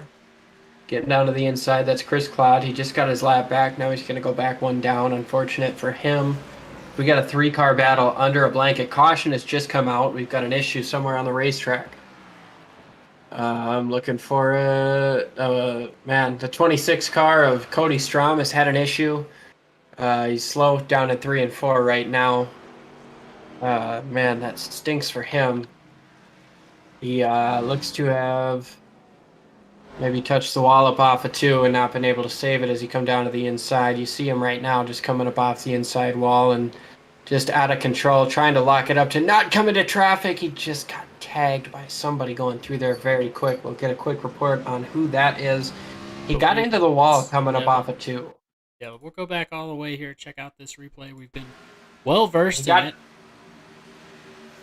Devin Medeiros was the guy who just clipped him, and man, it was close for him. He just clipped him and tagged the outside wall as a result. But yeah, you see the 26 car. He was locking it up, trying not to come up into traffic. He knew he didn't have control of the car, and it just clipped the 20 car, and it's going to send him down across the track. It doesn't look like any major issues outside of what he's already dealt with. Oh, you see a lot of smoke there. I hope that's not black smoke.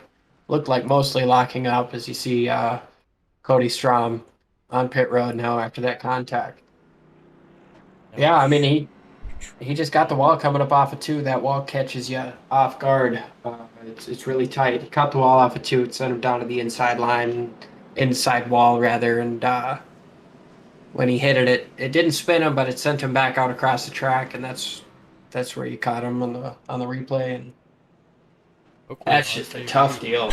Yeah, RJ Root's going to get your wave around here. We're going to have a bunch of cars decide to come in. They get their final pit stop. Joe Stafford, Bennett Allen, Joseph Lester fighting off of pit road. Kevin Rourke. All these guys to come out of pit road. As I'm going to go ahead and see what Seba Cornez having a fantastic run, but Chris Claude going to try and get that lap back. Very unfortunate. I do believe Devin Medeiros did blow up there. Let's see if we can get. Oh, that stinks for him, man. Well, appreciate everyone who's tuning in right now. We got less than 50 laps to go. We're probably coming up on 45 when the restart happens, but go ahead and drop in the chat. Who are you rooting for today? First race of the playoffs. Who's your guy to advance round 1? We've got a crazy battle going on. I mean, Seba Cornez is taking the lead with pit stops and stuff, it would appear. Looks like if we're doubling... No, we're not doubled up yet. Yeah, it looks like Seba Cornez is our leader. So talking about everyone who's watching, I also like to appreciate our sponsors here. I haven't touched all of them. It's just been too much racing, too much fantastic racing here. We got Outkast Sim Paints. Go look at RJ Root's cars. He's going to take that lucky dog, and then he's going to be at the back anyways. Might as well come into pit. And then check his car out. It is painted by Outkast Sim Paints. If we can get a good look at it later on. But very appreciate them sponsoring, as well as Buttkicker.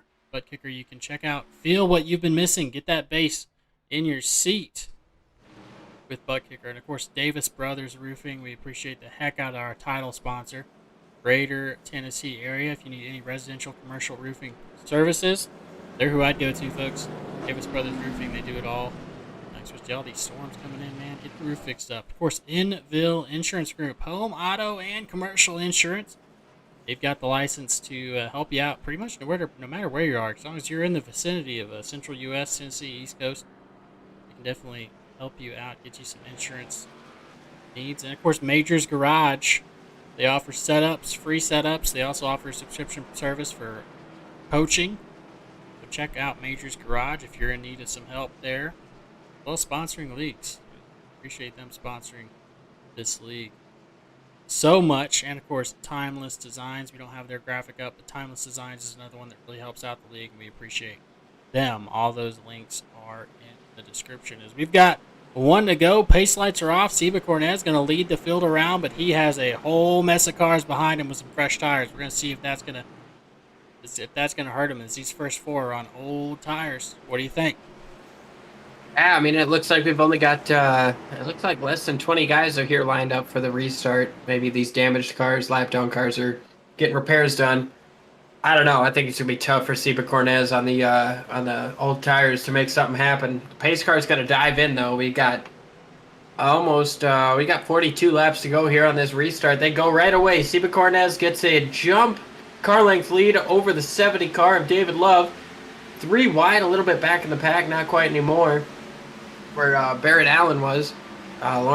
Lauren Jones gets a little bit slow, and Jamie Knopf a little bit squirrely in the back. But we're looking at the front battle here. We see, a spin in the back. We've got a problem with Barrett Allen. Spins to the inside wall, hits it, and that's going to bring out another caution. That's a tough deal. That's a guy who was running up front all race. He was in the top 5. He led a lot of laps early, and unfortunately, Barrett Allen's going to just turn it left and bring it behind the wall. He's done for, at least for now. I don't know if he's going to try to get that out there. But if he had a meatball from engine damage, that's tough. It looks like he got loose coming up off of 2 all by himself, man. That's a tough deal. Tough deal by him. He got loose, overcorrected a little bit, and then spun it back down to the bottom. And Ryan Samuelson had a fantastic wreck avoidance. This should be a fun onboard we're watching here. FOV down. Look at this. Spins and just a quick jolt to the right. It doesn't look like it. Oh, well, he just held the wheel straight. Just keeping his composure, knows he has to get through that wreck. Fresh tires versus old tires. We just saw it happen, folks. That is your benefit. That's it's a tough deal for Barrett Allen there. I mean, there's a guy who led a lot of laps, who'd been a factor throughout the course of this race, and just unfortunately got a little bit sideways, made a mistake, and overcorrected, got into the inside wall, damaged his car, and now he's more than likely out of this race at this point. Now, can you pull in from G-Force Racing? Did we decide that with Joseph Lesser? Or did you have to go tell them to come in? I had to jump in and ask him to go to the waiting room, but I can try. Let's get, well, man, I'd like to get Bennett Allen in here and talk to him. He deserves it. So if you want to go try and get him into the broadcast booth, I'd like to talk to him. Because we are in our 12th caution, I believe is what I see. 12th caution of the race here, folks. Darlington. Happens. This is the norm, believe it or not. Very hard track to get moving. Very hard track to make something happen. Very unfortunate for Seba Cornez, though. See if he decides to come in. David Love on his outside, gambling on tires. Trying to hope for a little bit longer green flag run there. He's not going to get it. They're going to stay out. They're going to try and battle this thing around.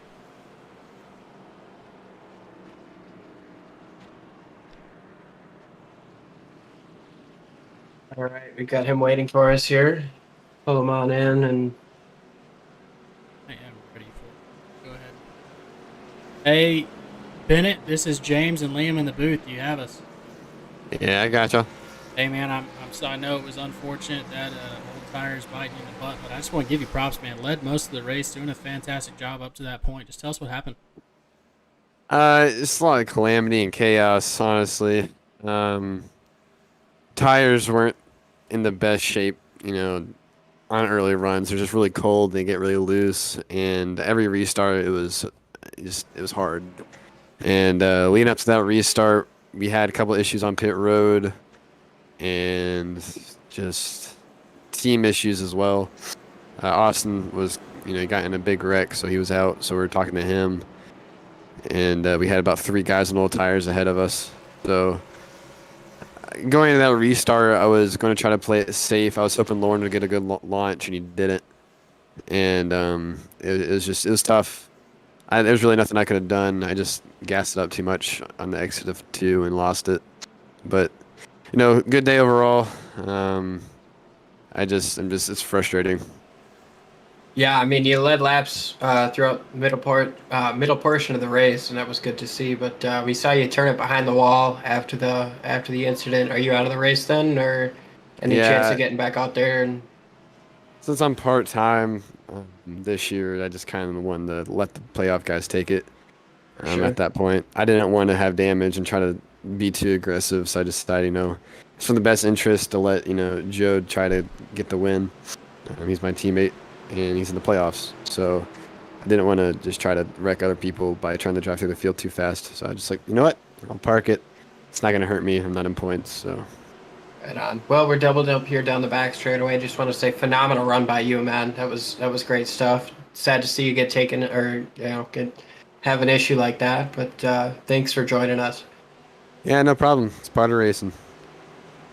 All right, bud. Best of luck to you. You too, man. You'll have fun. All right, green flag back out. Seba Cornez trying to go up and take the top spot, take the top line as go down into turn number 1. Joe Stafford pushing it, Stafford. taking the bottom line. He's going to take the lead here. Fantastic run. Sorry to interrupt. That was kind of crept up on us there. I was speechless at the move that was made there. You see Joseph Lester trying to make a move to the inside on Seba Cornez on old tires. Shouldn't be a problem. As you look, maybe a little bit of contact. Sideways, just a touch as the 45 is going to save it out. Oh, no! He's sideways through the front straightaway, shoves Cornez into the wall, and now he's sideways. Big crash. Caution is going to come out. You see the 3 of Sardaris is involved, the 23 Story, the 24 of... Oh, man, is that it's Heidenbach? Austin Story in 23. I'm sorry. Man, that's a big deal with more playoff guys caught up in that. That's a tough deal. These guys are racing hard. Yeah, that's... No. Nicholas Breidenbach's got a major issue under the hood of that car, and that might take him out here. Seba Cornez as well, 2 playoff drivers battling for the lead. Oh, man, that's super unfortunate for them. Let's take a look. Yeah, that's a tough deal. Sideways was the 45 coming up off the corner and got into the 16 Seba Cornez, who unfortunately comes up across the track and nowhere to go for Nicholas Breidenbach. And there's another issue on the bottom with Simmons and Dardaris there that Austin Story got collected in both of those. And, man, that's a tough deal for a lot of guys right there. That sucks to see. It really does. You see Austin Story here. He's coming up off the corner. He sees the incident, looks down. He gets past Spivey and almost had it through if it wasn't for the 16 being where he was. But unfortunately, yeah, we'll ride on board here. See what happens. Just jumps down to the inside and oof. All off of a fantastic restart. I'm going to go back to that green flag. Yeah, let's take a look at that. That was phenomenal. I mean, like I said, I was speechless at the move. Initially.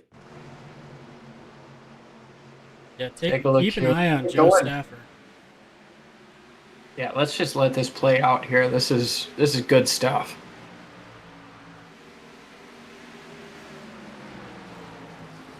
Joe Stafford makes the move. Joseph Lester tries to get back up to his teammate. Seba Cornez is in the way, unfortunately for Seba.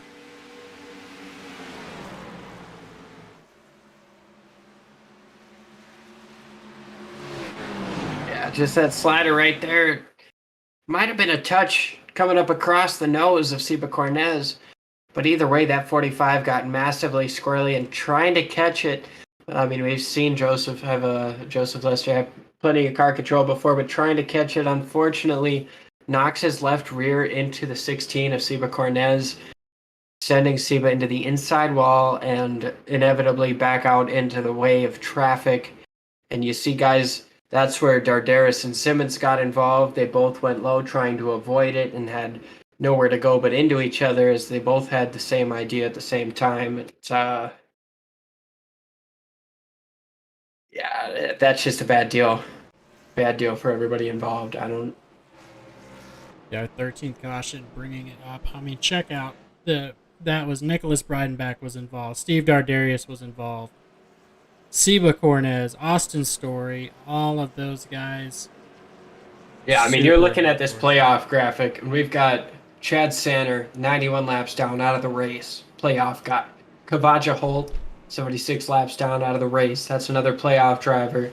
Got another gap until the next playoff driver. Seba Cornez obviously involved in that last issue. But Seba's 1 lap down now. And Donnie Gatton, Steve Dardaris. And these Donnie guys have Gatton's a been, lap down. Steve Dardaris at the tail end of the lead lap as of now. Austin Story we saw caught up in that crash. And Chris Cloud getting another lap back. I mean, you heard him say you hate to see anything bad happen, but he is certainly capitalizing so far on a couple other playoff guys having issues. This could help him out getting into the next round as we as we move forward here. It looks like we're doubling up, getting one to go here. Lights off on the pace car. So Joe Stafford, you're a big winner and all that. Ryan Samuelson also getting past Joseph Lester. Joseph is going to be on the outside starting 3rd place as Ryan Samuelson has been around the top 5, but we haven't talked about him too much. Now he is on the outside. It's his race to win here, and Joe Stafford on the opposite end. It's his race to lose. See if he can get a good jump on here. Something to watch. I don't think Ryan has had a good start the whole race. So keep an eye on that tire spin and see if he's figured it out coming to green here. A couple of things with Ryan. I mean, I spoke with him earlier. We actually we were both commentating that event earlier, and he come out early to join this race, and he mentioned he felt good about his car, and he watched what was going on in that last race. As we get the green flag right away, Joe Stafford gets going right away, man, and that probably changes that restart game too. So we see Joe Stafford. He's got himself a couple car length lead over Samuelson, and right on Samuelson's rear bumper is the 45. No, that's the 69 Raymond Root. No, I'm looking at the wrong thing. That's the 45. I'm sorry. Yeah, but I'm glad I've got a different screen on the other monitor. But yeah, we're looking at Ryan Samuelson looking to the inside. He couldn't quite get there. It looks like Lester hit the wall just a touch. A little Darlington stripe. I don't know what the count's at, but there's been plenty. As we look back, that 70 car Love is a little bit slow. Root's working his way through the field right behind Jones. But Kevin Ward getting a little bit of loose here. Slow car down the backstretch. We'll see if that. Couple slow cars. Everybody's checking up down the backstretch, playing it mighty nice. Look at RJ Root getting sideways next to the wall, but I tell you what, iRacing did a great job getting that aero package set up as to where you get next to the wall, you can set up an air cushion, and Darlington is the perfect place to take advantage of that. You're going to see guys get next to the wall here, especially in these last 30 laps, 28 laps to go here. It's going to be insane stuff. As you look at Samuelson trying to look to the inside of Joe Stafford, it's not going to be enough this time. Right now, the outside line is just getting too good of a run as you see 2 car lengths now between the two. Car length and a half. They get down into the corner. Samuelson pushing hard. He's trying to get to the lead. He felt good about his car getting into this. Here comes Joseph Lester sideways off of turn number 2. He's going to lose a couple of car lengths here to Samuelson, but going down into 3 as they hit the braking zone, he's going to gain it right back. You're riding on the nose here of Joseph Lester as he gets right up to the bumper of Ryan Samuelson. Samuelson gets a little bit of a run off the corner as he saw a little bit of a squirrely moment from the 45 riding on board with him. These guys are under a blanket. One mistake from anybody is going to change the running order. This is insane stuff. I mean, Darlington is so narrow. You almost look at it as a Formula One track in the sense that, like, if you get off the line just a little bit, it's a massive problem. The 45 got massively sideways coming up off the corner, but didn't seem to affect him versus the 81 too badly. So looking through here, we got Joe Stafford in first place, Ryan Samuelson chasing him down. Joseph Lester not out of it. He is fighting as well. Jamie Knopf is kind of just hanging out, letting all this stuff happen in front of him. He's up 12 positions on the race. And Raymond Root down 2 laps at one point, playing it right, back up to 5th spot. winning that RJ's had attrition. himself a roller coaster of a race. We got a That car is- on the wall. It looked like 99 of Kevin Rourke. It looks like everything's all right though. No caution, no issue. Lauren Jones slow on the inside. That's an unknown issue. That's a lead lap car running 10th across the line. A hopeful for the playoffs made his way in with Kevin Rourke. I believe Kevin Rourke. Yeah. So these two big winners here as they're just fighting this out. Kevin in that 99 car getting past Randy Spivey. So this battle is an important battle. Kevin Rourke, every point that he makes is a point ahead of Austin Story, Steven Cornez. Steve Dardaris slid up onto the racetrack, and that slid the 45 of Joseph Lester up into the wall, almost into the wall, I should say, going into turns 1 and 2. That was a fun moment, a sketchy moment, but I mean, it was fun to watch. It was probably not fun for the guys involved. Yeah, we got great racing going on here. 45 is, I don't know. He might have got a little loose off the corner, and that was why he was down on the apron. RJ Root here he's trying to chase that guy down, Jamie Knopf, and get himself into 4th place, but definitely a massive recovery for this guy running 5th place after being laps down and having to wait for the free pass, get the lucky dog, and yeah, we're nearing 23 laps to go, 22 laps to go. This is, we're getting down to the nitty gritty of this thing. Joe Stafford's got himself almost a second lead, but not quite. We do have lap cars that'll probably play a factor in things. Nothing in front of him right now. We're looking at the track map, and you can see he's got almost a full straightaway ahead of him. But those cars are definitely slower than him, so...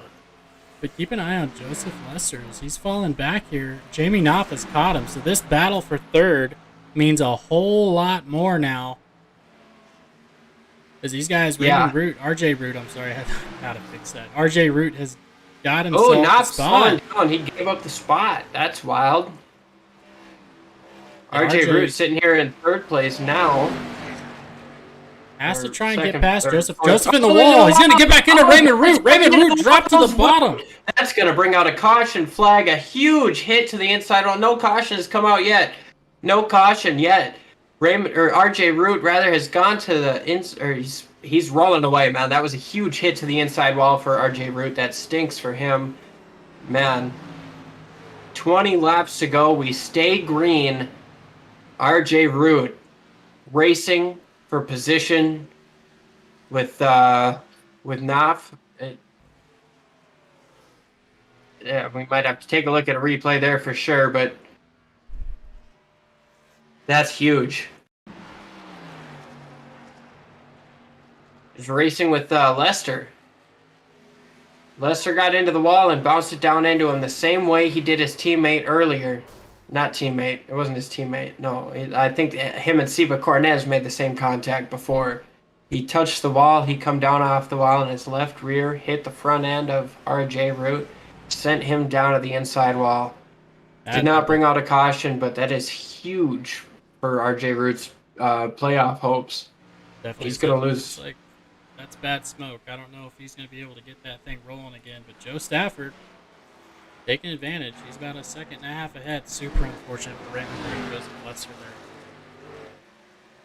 Man, that was a bad deal. You see Joe Stafford, though, he's got himself almost a 2-second lead right now. Right now, I think he's got the best car. He's been pretty strong all night, but we look at second place, Ryan Samuelson. He's, well, I don't know. He's working through these lap cars. I don't think there's anybody out on track who hasn't hit something tonight. It's just one of those deals. It's one of those races. Darlington is so tough, and especially with the wall doing what it does. Did you see Randy Spivey there getting a little bit loose coming up off the turn 2?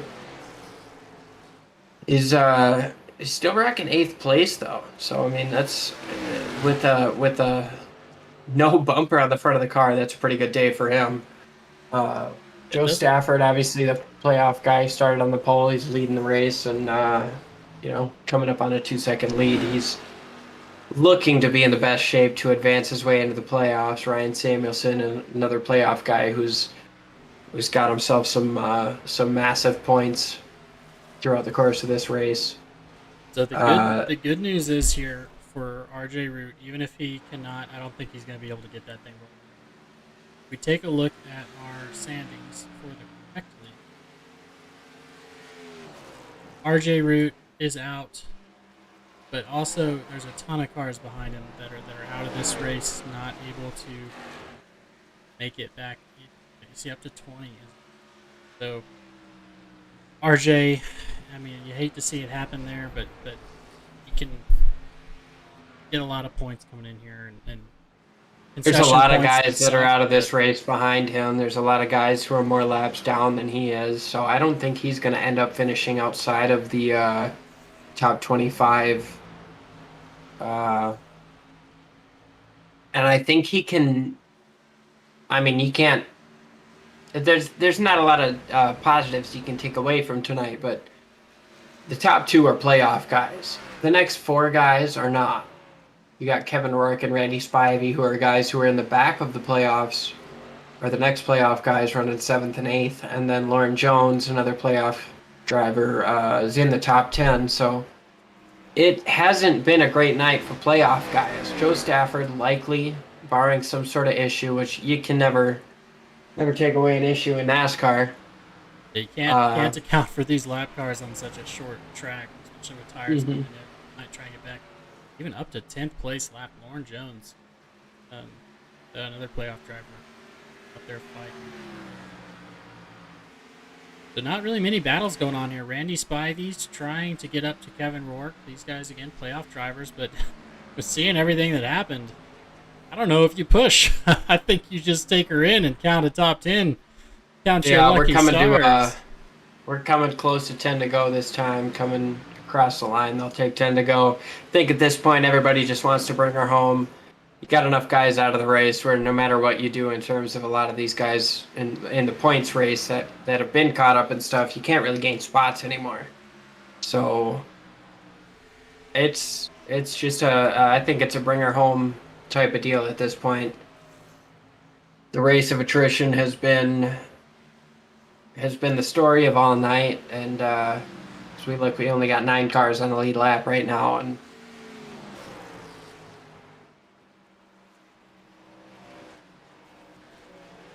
I mean, Darlington is coined as the track too tough to tame. They call it that for a reason. You look at Joe Stafford leading this race; he's lit a lot of laps tonight, and he's doing his best to tame it. I wouldn't say he has, because, like I said, nobody's come away with this without hitting something. But Joe Stafford's got himself a 3.5 second lead, 3.6 going down into turn 1 with 9 to go. Joe Stafford, we'll go ahead and run through our top 10 there. Joe Stafford, Ryan Samuelson in second, nobody around him. He's on an island, just got lap cars in front of him. Jamie Knopf in third, Matt Gaskins fourth. Charles Eaton has David Love behind him. He's been keeping an eye on him, but both of these guys trying to keep it out of the walls. Kevin Rourke, next closest battle. Kevin trying to get up to David. He has the benefit or the deficit of a front bumper, or whatever you want to call it. I don't know if it's helping him out too much. Can't rub the splitter if there is no splitter, right? Right. He's trying to take advantage of that. He's going to try and get up to David Love here. 8 to go. Then, of course, we got Randy Spivey in 8th. Troy Hutchison, 9th, trying to catch Randy. Get him another spot down. And Lauren Jones in 10th place.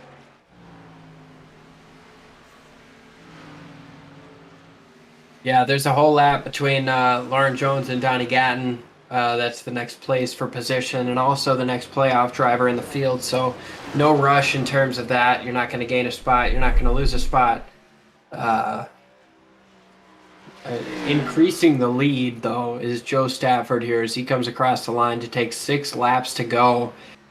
And throughout the course of 250 miles at the toughest track in NASCAR, this guy has... he's figured it out at this point. He's gapping Ryan Samuelson in second. Jamie Knopf in third is He's also been involved in a couple incidents and is rocking a third place finish if things stay the way they are. Matt Gaskins running fourth. That's a huge run for him. I mean, he started this race 18th, so he's gotten through a lot of stuff. Charles Eaton behind him. Coming up on the lap car here, the 43. It's not quite gonna be an easy pass yet. He's staying to the inside though, so an easy pass for Eaton. The folks, 5 to go here in 100. I think it was like 184 laps. 184. So 5 laps to go. Joe Stafford walking away with it, but Troy Hutchison has been making his way up 24 spots, and he just passed Kevin Wark a while back. We saw that on screen, and Randy Spivey. So trying to push himself a little bit more going forward there is we're going to try and keep an eye on everything that we can. Chris Claude doing a really good job staying out there, getting that car, keeping it rolling. Tony Burt trying to keep that thing out. John Espawalda, the third. Yeah, I know we were talking with Chris Claude earlier, and he was a little bit disappointed in how his race has gone, but I think he can be pretty pleased with the fact that he's finished ahead of plenty of playoff drivers today. And it's never good to see other guys have problems, but you can't knock it when you're the beneficiary. As we're looking at the 24 coming up, he's rocking the apron here. He's rocking a modified. He's just probably trying to make it to the end here. Trying to get a couple laps. Take a look at that. Nicholas Breidenbach. Yeah. 2 laps to go here, though, at Darlington. This is Joe Stafford's race to lose here. I mean, he's got himself a 7.5 second lead over second place. Ryan Samuelson, Jamie Knopf in third. This is, like we said, it's been a battle of attrition. We expect Darlington to be that. But Joe Stafford really has put on a show. He's taken the second half of the race at least, and he's not put a foot wrong. He got out front. He's managed his tires. He's just got a couple corners to go before he's a Darlington winner. I mean, Darlington's a crown jewel race. We're riding on board with him as he's coming up on a couple lappers, which shouldn't play any factor with the massive lead he has over 7 seconds, coming up on 8 seconds. Coming off of turn number 4, Joe Stafford is going to win at Darlington. Giving it a little bit of a wiggle, taking that checkered flag, and Ryan Samuelson 7 seconds behind, taking second. That was him saying, "I whooped everybody's butt." Man, that was a dominating performance at the end of that thing. Once that thing went green, he just played everything perfectly. I mean, there was nothing for anyone to do to catch Joe Stafford. Ryan Samuelson was in second from the restart, and I mean, he fell back 8 seconds, and I know he felt strong about his car, but Joe Stafford, man, he earned this one. That was a phenomenal show that he put on. We knew Darlington was going to be tough on a lot of guys, and there was major playoff implications here. Take a look at Joe Stafford just burning it down here. Joe Stafford out of Philadelphia, he's got himself a Darlington win. That's one of the best things you could put on your resume, especially in a group like this. These guys are, I mean, this is an insanely talented group of guys that Joe Stafford just put a butt whooping on, and yeah, I mean, a lot of it has to do with the attrition rate, but a lot of it has to do with knowing what to do at the end here, and yeah, Joe you can't take anything away. No, not at all. Joe Stafford getting the win with the assist from the outside wall. The outside wall with the assist is Joe Stafford's going to park it there on the checkered line, winning here at Darlington, first round of the playoffs in that commas 57. Look at that car, almost clean. A little bit of damage there on the front right, but just a gorgeous car. 3 wins on the season. Able to come in and win when it matters in that Chevrolet Camaro. So let's go ahead and get everybody else. Let's go ahead and run through and get these guys their interviews. Go ahead and talk to Jamie Knopf. Yeah, Jamie Knopf in third place here. We're going to bring him in here.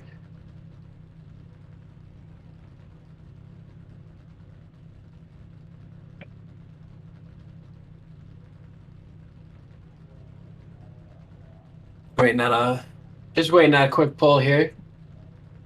We'll run through the top 5 real quick. We got Joe Stafford already.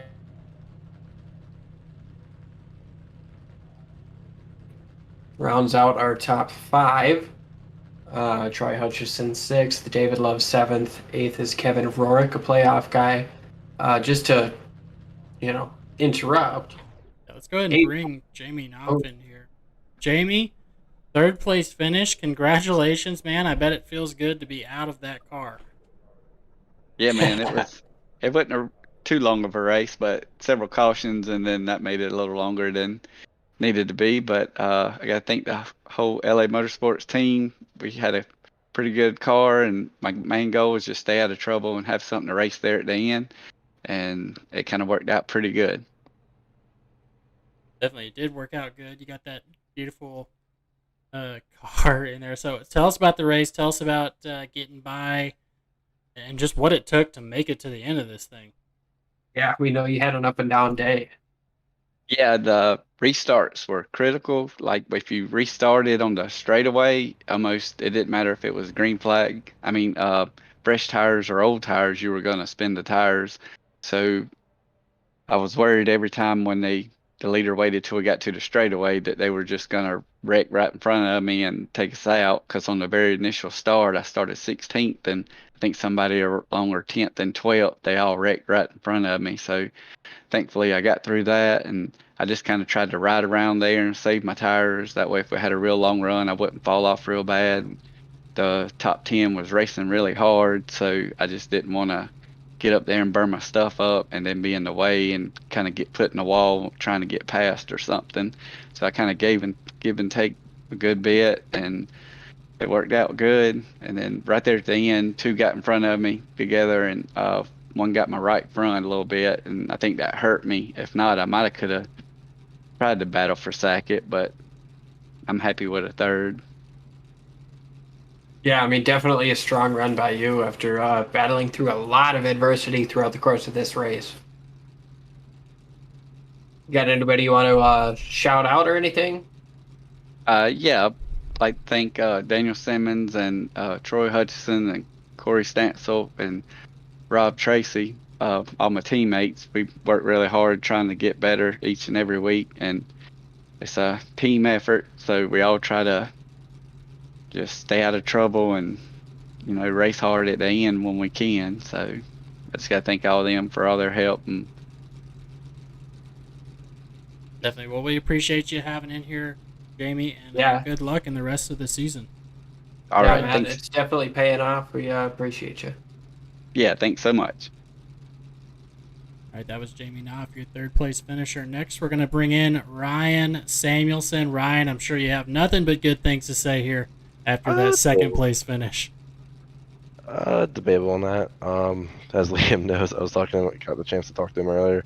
I felt like it would have been disappointment if I didn't come out here with the win. It still feels like that. Still feels like a little bit disappointment.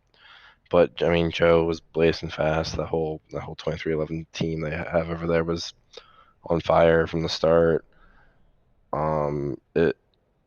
I'll definitely take the 2nd after going through a little bit of a rough patch through the middle of the race, penalty, and getting caught a lap down and all that. But we bounced back for 2nd. Just didn't have enough long run speed to catch Joe at the end. Yeah, you definitely battled through a lot of adversity. You mentioned that penalty, but describe running through the pack the way you did. And nerve-wracking. It's a lot of cautions. It's just a lot of picking your pace. It's such a narrow racetrack where you have to pick and choose your battles, and especially off of exit 2, it's ridiculously narrow. I tried to pass people in like 3 or 4 because I felt like I had much more room down there, and like there was so hard aggressive racing. You didn't really want to lose track position, as we saw with in the race with Lester and Seba getting into it, and a bunch of other stuff that happened up front. It's just you want to keep that spot, so you're not willing to give it, and people try to make it 2-3 wide in the first turn. It's awful at times. That was definitely a wild show. Go ahead. Yeah, for sure. Yeah, it was definitely a wild show. It's good to see you come back to 2nd place. Race of attrition for sure. Definitely appreciate your time. Is there anybody you want to shout out as we close off? Shout out to you guys. Pleasure. I've worked with both of you as part of SRM quite a bit, so I know the work you guys put in. And great job with all that. Magic for being on the car today. Gym Escape, new sponsor of mine. Clothing apparel, athletic apparel, formed in PA. So go check them out. Gym Escape. And yeah, Josh Ward also too. I gotta give him a huge shout out to him, helping me with the set. We struggled a little bit, but like again, lots of love towards him. Great guy to work with, and all of FFR. I mean, RJ obviously. Hopefully RJ gets better from COVID and all that. And again, shout out to the whole 2311 racing team. They were blazing fast today. I didn't know if I had anything for them until attrition came into effect. Definitely. Well, good race, Ryan, and as always, hopefully we'll see you in here next week. Yep, hopefully. Right, that was Ryan Samuelson, your third place finisher. Liam, I'll just let you go ahead and take Joe Stafford over, as we got Joe Stafford, our leader, in the booth. Congratulations, Joe. Thanks, man. Yeah, Joe, I mean, you put on a butt whooping there on that last run. I mean, was there anything wrong with the car at all? Not at all. I got a few marks on my right side, and I think it held up pretty well. I was trying to keep it off the wall the whole race because I knew if I hit the wall pretty good, it would throw off my whole handling and the setup would just be really, really bad. But the car held up and it was on rails, especially that last run. I knew during the nighttime it would come alive, but it exceeded my expectations for sure. Yeah, man. I mean, you started on pole. You obviously didn't spend the whole time in the lead. So kind of describe how it was getting through the pack, especially with that flurry of yellows. Yeah, there was a lot of yellows. I was just trying to be consistent and keep the car clean and definitely save the tires. I was trying not to slide the tires a lot, and my tire wear was actually pretty good throughout the whole race. And I think that was the determining factor. Yeah, I mean, definitely at a track as abrasive as Darlington, tires play a huge factor. Did you have any concerns, just given how long the last run was? I mean, that was almost 60 laps. Yeah, I was like not really paying attention for the first like 40-ish laps, I guess, and I saw it was 16 to go, and I was like, man, it would really suck if there was a caution, wouldn't it? But they kept it straight, and it was a great race. Yeah, man. Like I said, you put on a butt whooping. You won by over 8 seconds here.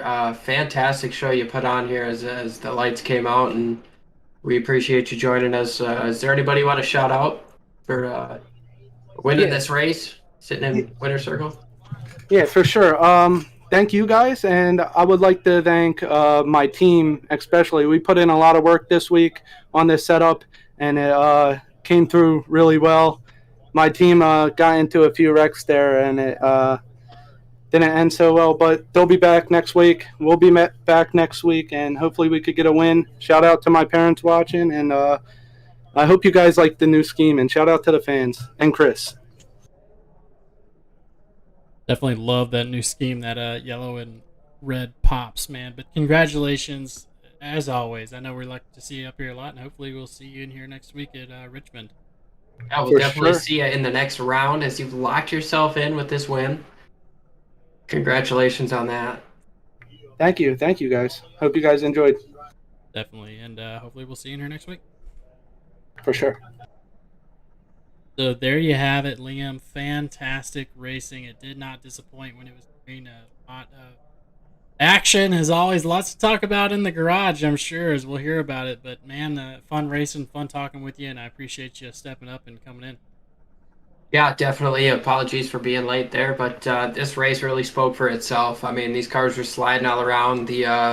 The moves were insane, and as we got to the end of the race, things got strung out. We had a long green flag run. We really saw who had the strongest car throughout the end of that thing. Joe Stafford ran away with this thing over Ryan Samuelson, and it was just a phenomenal show. Jamie Knopf in third, Matt Gaskins fourth, Charles Eaton to round out the top five. It was was a great show to be a part of, and I'm just thankful to have been able to be here. Definitely. We appreciate everybody watching as well. We'll go ahead and run through our standings. We already ran through the first top 5. Joe Stafford, Ryan Samuelson, Jamie Knopf, Matt Gaskins, Charles Eaton, your top 5. But in 6th, Troy Hutchinson's up 25 spots, your biggest mover of the night. David Love, 7th place. Kevin Rourke in 8th. Randy Spivey in 9th. Lorne Jones rounding out top 10. Then we got Donnie Gatton Jr., Steve Dardaris, Chris Claude, Tony Burt, John Espewalda III, and RJ Root 16th. 17th is going to be Joseph Lester. Nicholas Breidenbach coming out there and trying to get some good points. 24 car. 19 to Austin Story and Seba Cornez. All playoff drivers, unfortunately, not up in some mess. I'm going to let you, can you read the rest of them? I don't know. See it. If you can't, let me know. Is that outside of the top 20? Yep, 21. Devin Medeiros. 20. Yep. We got 21 Devin Medeiros, then Daniel Simmons 22nd, Bennett Allen finished 23rd, Cody Strom, then John Bawalda Jr. Rounding out the top 25 here. We got Jarrett Phillips, Bob Nestor, David Regal, Josh Ward, and Kavaja Holton, 30th place. Alan Hinson, Chad Sanner, Warren Young, Benjamin Hart, Corey Stansel, and Marty Roberts round out the field here. Notable guys in that list, we've got Chad Sanner, finished 32nd, 125 laps down, out of the race. That's a playoff guy who's going to lose massive points. Same with Kavaja Holt. He's going to lose huge points there as Seba Cornez was the next playoff driver to finish in 20th place. So that's going to be huge as we go into the next week here at Richmond. Short track action. I don't know. I expect... I don't want to say chaos, but, we'll definitely see some guys losing the mark. And if Richmond plays out like it does, you'll get some long green flag runs plus the short track deals that happen. So everybody's going to have to play it pretty much perfect. Definitely is. We're going to see you next week, same time, same place at Richmond for round 2 of your Sunday night NASCAR playoffs. We appreciate you showing up, Liam. I appreciate you as well. And we're going to go ahead and send it off. Be sure, like I said, like, share, all that good stuff. And we hopefully will see you in here next week. Thank you very much.